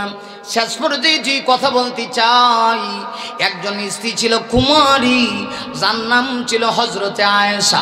সুবহানাল্লাহ জোরে কোন, আরো জোরে আওয়াজ করে চিৎকার মেরে কোন সুবহানাল্লাহ। হযরত আয়েশার বিবাহটাও এই জমিনে কিন্তু হয় নাই, আসমান থেকে ফয়সালা হয়েছে। হযরত আয়েশার উকিল ছিলেন স্বয়ং আল্লাহ। সুবহানাল্লাহ কোন। কেমনে রে ভাই, একটু মনোযোগ লাগাও। আমার নবী সব সময় চিন্তা করতেন, আমার স্ত্রীদের বয়স বেশি, আমি যদি দুনিয়ার থেকে চলে যাই, আল্লাহ না করুক মানুষের বয়স হইলে মেধা দুর্বল হয়ে যায়, নারী জাতির কাছে আমার হাদিসের বাণীগুলি কে পৌঁছাবে? এজন্য আমার এমন একজন স্ত্রী দরকার যার বয়স কম, মেধা ভালো, হাদিসগুলি যেন উম্মতের কাছে পৌঁছাইতে পারে। নবী মনে মনে মনে মনে কল্পনা করে, নবীর অন্তরে খবর তো আকাশের মালিক মহান আল্লাহ জানে। তাই তো হাদিসে আসছে, আল্লাহ নবী একদিন রাত্রিবেলা ঘুমাইছেন, ঘুমানোর পরে হঠাৎ করে নবী আমার তাকায় দেখে জিবরাইল একটা মেয়ের ফটো নিয়ে আসছে। এই মেয়েটা আর কেউ না, আপনার আমার আম্মা জান আয়েশা সিদ্দিকা। নবী ওই ফটো দেখে হাসে। জিবরাইল জিবরাইল ডেকে বলে নবী গো মহান আল্লাহ ইমের উকিল হইয়া আপনার সঙ্গে বিবাহ দিতে চায়, আপনি কি খুশি? নবীজি মুস্কি হাসি দেন। পরের দিন হাদিসে আছে আমার নবী নিজেই আবু বকরের প্রতি এত আস্থা ছিল, আয়েশা সিদ্দিকা হলেন আবু বকরের মেয়ে, অথচ নবী আর আবু বকরের বয়সে মাত্র 2 বছরের ব্যবধান। পরের দিন আল্লাহর হাবিব বিশ্ব নবী আবু বকরের দিকে তাকায়া তাকায়া বলেন আবু বকর আমি তোমার মেয়েকে বিবাহ করতে চাই। যেই মুহূর্তে কথা বলেছে হযরত আবু বকর ডেকে বলে নবী গো আমার মেয়ে কেন, আমার জানটাও যদি আপনার জন্য দিয়ে দিতে হয় আমি প্রস্তুত আছি। আমার কত বড় সৌভাগ্য আমার মেয়েটাকে আপনি বিবাহ করবেন। সেই কনিষ্ঠ স্ত্রী ছিল হযরত আয়েশা। রাসূল যখন বিবাহ করে তখন বয়স ছিল মাত্র 6 বছর। সুবহানাল্লাহ জোরে কোন। এজন্য হযরত আয়েশা মাঝে মধ্যে খুশি হইয়া অন্যান্য সতীনদেরকে তিনি বলতেন দেখো তোমাদের বিবাহ হয়েছে জমিনে, আমার বিবাহ হয়েছে ডাইরেক্ট আসমানে। আমার ভাইরা সেই আয়েশাকে আমার নবীজি অত্যন্ত ভালোবাসতেন, সর্বকনিষ্ঠ স্ত্রী। যে হাদিস থেকে যেই গল্পটা শোনাতে চাই হযরত আয়েশা সিদ্দিকা বলেন নবীজির যেহেতু একাধিক স্ত্রী ছিল আমার নবীজির পালা বন্টন ছিল, নবী আমার কোন দিন কোন স্ত্রী করে যাবেন। হযরত আয়েশা বলেন হঠাৎ করে একদিন সিরিয়াল ক্রমে নবীজি আমার হুজরায় আসার পালা পড়ল। আম্মা জান আয়েশা সিদ্দিকা বলেন যেই দিন সিরিয়াল আসলো আমি এসার নামাজ পড়ে দরজার কাছে কানটা লাগায় বসে আছি, কখন দিনের নবী দরজায় নক করবে, নক করা মাত্রই আমি দরজাটা খুলে দিয়া সালাম দিব। অপেক্ষার প্রহর শেষ হয়ে গেল, হঠাৎ করে নবী আমার হুজরায় আসলেন, এসে দরজার ভিতরে কোরআন আনলেন। আম্মা জান আয়েশা বলেন আমি দরজাটা খুলে দিলাম, খুলে দেওয়া মাত্রই আমি আয়েশা তাকায় দেখি আমি সালাম দেওয়ার আগে আমার নবী আমাকে আগে সালাম দিয়েছে। সালাম শেষ। ও যুবক দেখ একটু তোর মনটা নরম হয় কিনা। হযরত আয়েশা বলেন দরজা খুলে দিয়েছি, সালাম কালাম হয়ে গেল, এমনি তাকায় দেখি আমার নবীর চেহারাটা মলিন হয়ে গেছে। এত সুন্দর চেহারা, যেই চেহারার কাছে পূর্ণিমার চাঁদ হান মানায়, এই নবীর চেহারায় কেমন জানি একটা টেনশনের চাপ পড়ে গেছে। আম্মা জান আয়েশা ডেকে বলে নবী গো কি হয়েছে গো নবী, কোনো কষ্ট পেয়েছেন নাকি?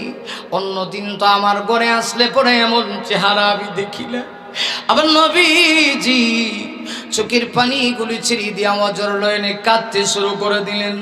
নবী আমার ডেকে বলেন আয়েশা আজকে আমার উম্মতের ব্যাপারে একটা ফয়সালা হয়েছে, এই ফয়সালার উপরে আমি পরিপূর্ণ সন্তুষ্ট হতে পারি নাই, এই জন্য রে আমার চেহারাটা মলিন হয়েছে। আয়েশা তুমি একটা কাজ করতে পারবানি? হযরত আয়েশা বলেন নবী গো একটা কেন 1000টা করতে পারবো। ও আয়েশা শোনো, শক্ত করে তুমি দরজাটা লাগায়ো, আমি এই মুহূর্তে মালিকের কুদরতি পায়ে সেজদায় লুটে পড়ব। আমি সেজদায় লুটে পড়ে আমার উম্মতের জন্য এমন কান্না শুরু করে দিব। আমার বিশ্বাস আমি যখন উম্মতের জন্য কান্না করব আমার আল্লাহর পক্ষ থেকে সন্তুষ্টমূলক একটা ফয়সালা আসবে। তবে রে আয়েশা সাবধান, আমি যখন সেজদায় লুটে পড়ে কান্না শুরু করব আয়েশা আমার পাগলা আবু বকর এসে দরজায় নক করতে পারে, সাবধান খুলে দিও না। ওমর আসতে পারে, খুলে দিও না, কারণ সাহাবীরা আমাকে কলিজার চাইতেও বেশি ভালোবাসে।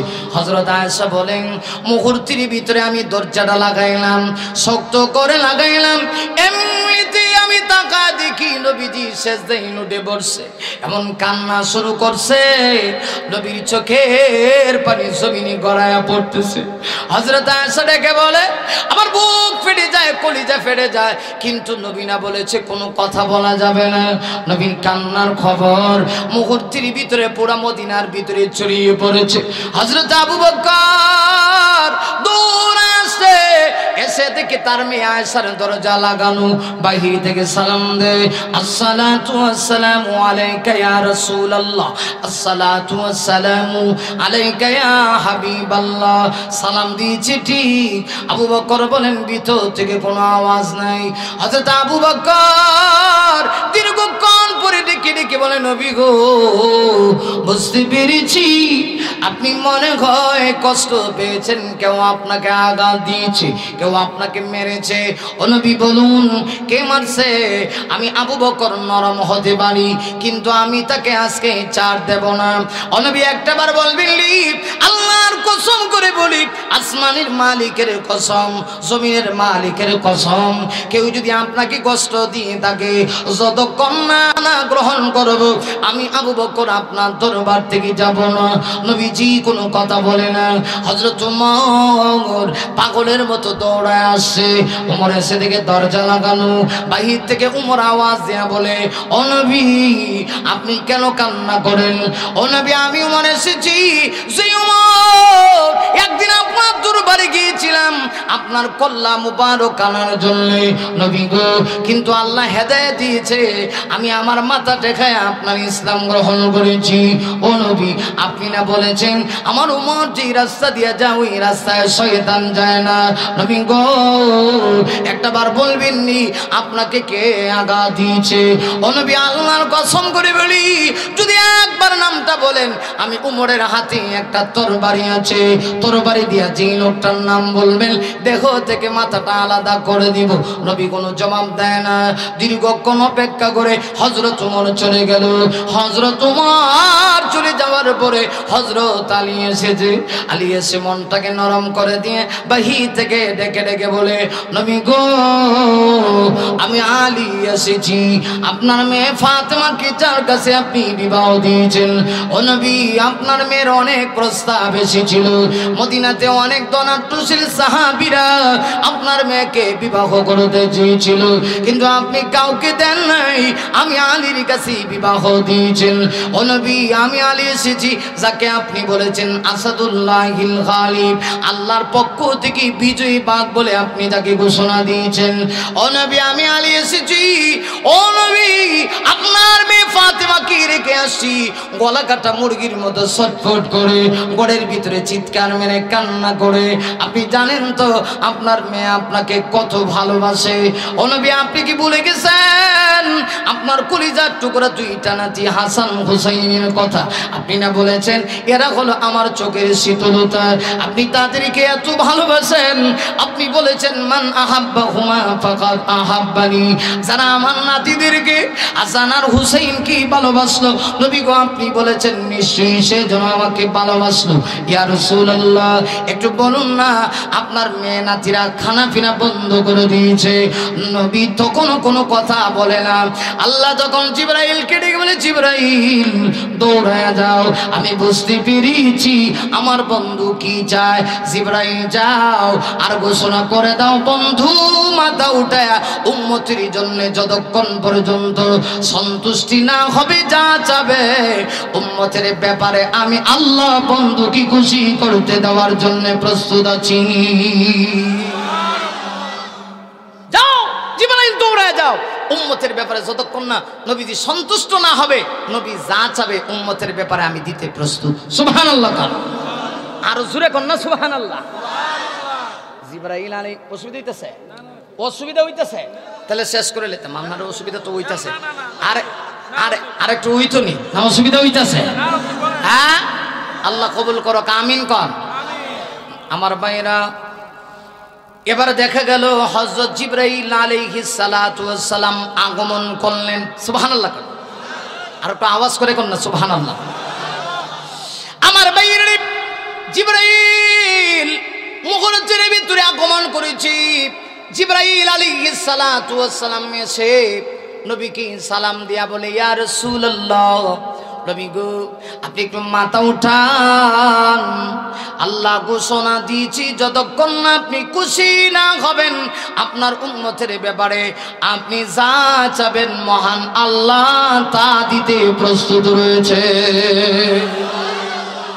এবার আমার নবী মাথা উঠাইছে, এবার নবীজি ডেকে বলে, জিবরাইল আমি কেন এইভাবে কান্না করি জাননি?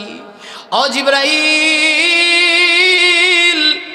আমার আল্লাহ বলেছি আমার উম্মতের কারো হায়াত যদি 60 অথবা 70 বছর হয়, আল্লাহ বলেছে হায়াতে জিন্দেগির 1 বছর আগে তাকে তাওবা করতে হবে।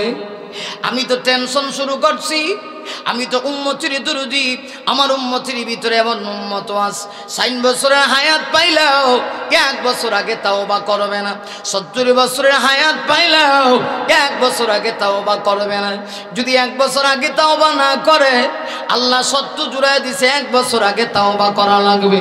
আমার এতিম উম্মতগুলি যদি 1 বছর আগে তাওবা না করে, তাহলে কিসে জাহান্নামে যাবে? আমার উম্মত জাহান্নামে যাইব আর আমি নবী খুশি হব, এটা হতে পারে না। আমি আল্লাহর কাছে ফয়সালা চাই। এমনিতেই জিবরাইলকে আল্লাহ জানা দিয়েছে, ও জিবরাইল জানা দাও নবীকে টেনশন করা লাগবে না। আমার নবী কোন উম্মত 60 অথবা 70 বছরের যদি হায়াত পায়, হায়াতি জিন্দেগির মাত্র 6 মাস আগেও যদি তাওবা করে, আমি আল্লাহ তাকে মাফ করে দিব। নবী খুশি না? নবীজি তো কোনো খুশি না। আল্লাহ ডেকে বলে, জিবরাইল আমার নবী কি জানায় দাও, আমার নবীর কোন উম্মত যদি ইন্তেকালের 60 অথবা 70 বছরের কেউ হায়াত পায়, ইন্তেকালের 1 মাস আগে তাওবা করে, আমি আল্লাহ তার তাওবা কবুল করব। নবী আমার খুশি না? রাসূল চিন্তা করে, আমার এমন লডর বডর উম্মত আছে ইন্তেকালের 1 মাস আগে তাওবা করবে না। আল্লাহ তখন জিবরাইলকে ডেকে বলে, জিবরাইল আমার নবী কি জানায় দাও, আমার নবীর কোন উম্মত যদি ইন্তেকালের 15 দিন আগে তাওবা করে, আমি আল্লাহ তাকেও মাফ করে দিব। নবী খুশি না? জিবরাইল আরো কমায় দিলাম 1 সপ্তাহ আগে। 1 সপ্তাহ আগেও যদি আমার নবীর কোন উম্মত আল্লাহর কাছে তাওবা করে, আমি আল্লাহ মাফ করে দিব। নবী খুশি না? এমনিতে আল্লাহ ডেকে বলে, জিবরাইল আমার নবীকে জানায় দাও, নবীর কোন উম্মত যদি ইন্তেকালের 1 দিন আগেও জিন্দেগির গুনার উপর লজ্জিত হইয়া আল্লাহর কাছে তাওবা করে, আমি আল্লাহ ঘোষণা দিলাম তামাম জীবনের সব গুনাহ আমি মাফ করে দিব। আমার রাসূল তখনও খুশি না। নবী চিন্তা করে, আমার উম্মতের ভিতরে এমন উম্মত আছে ইন্তেকালের 1 দিন আগেও তাওবা করবে না। তখন রাসূল কান্না করে, আল্লাহুম্মা উম্মতি, আল্লাহুম্মা উম্মতি, আল্লাহুম্মা উম্মতি। এমনিতেই আল্লাহ জিবরাইলকে ডেকে বলে, ও জিবরাইল জানায়া দাও, আমার নবীর কোন উম্মত যদি ইন্তেকালের 1 মুহূর্ত আগে আমি আল্লাহকে ভয় করে খালিস নিয়তে তাওবা করতে পারে, যদি তাওবা আমার কাছে কবুল হয়, 60 বছরের জিন্দেগিতে যত গুনাহ করছে আমি আল্লাহ নবীর উসিলায় সব গুনাহ মাফ করে দেব।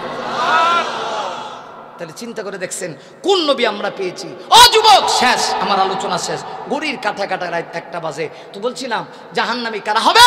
যাদের ভিতরে 2টা বদগুণ থাকবে। 1 নাম্বার হলো মানতাগা, যারা সীমা লঙ্ঘনকারী হবে। বলুন, সীমা লঙ্ঘনকারীর 1 নাম্বার ব্যাখ্যা, যারা আল্লাহ মানে না এরা কি সীমা লঙ্ঘনকারী। 2 নাম্বার ব্যাখ্যা হচ্ছে যারা আমার নবীকে মানে ঠিক, কিন্তু সর্বশেষ সর্বশ্রেষ্ঠ নবী মানে না, এরাও কি? কথা বলেন, এরাও কি? এর নবীরে মানবেন? কথা বলেন, নবীকে মানবেন? কারা কারা মানবেন? হাত উঠায় বলেন, কারা কারা মানবেন? লিল্লাহে তাকবীর। আর জোরে আওয়াজ করে লিল্লাহে তাকবীর। আল্লাহ তুমি কবুল করো, সবাই বলে আমিন। আল্লাহ রাব্বুল আলামিন আমাদের সবাইকে জাহান্নাম থেকে বেঁচে থাকার আল্লাহ যেন তৌফিক দান করে, সবাই বলে আমিন। জি।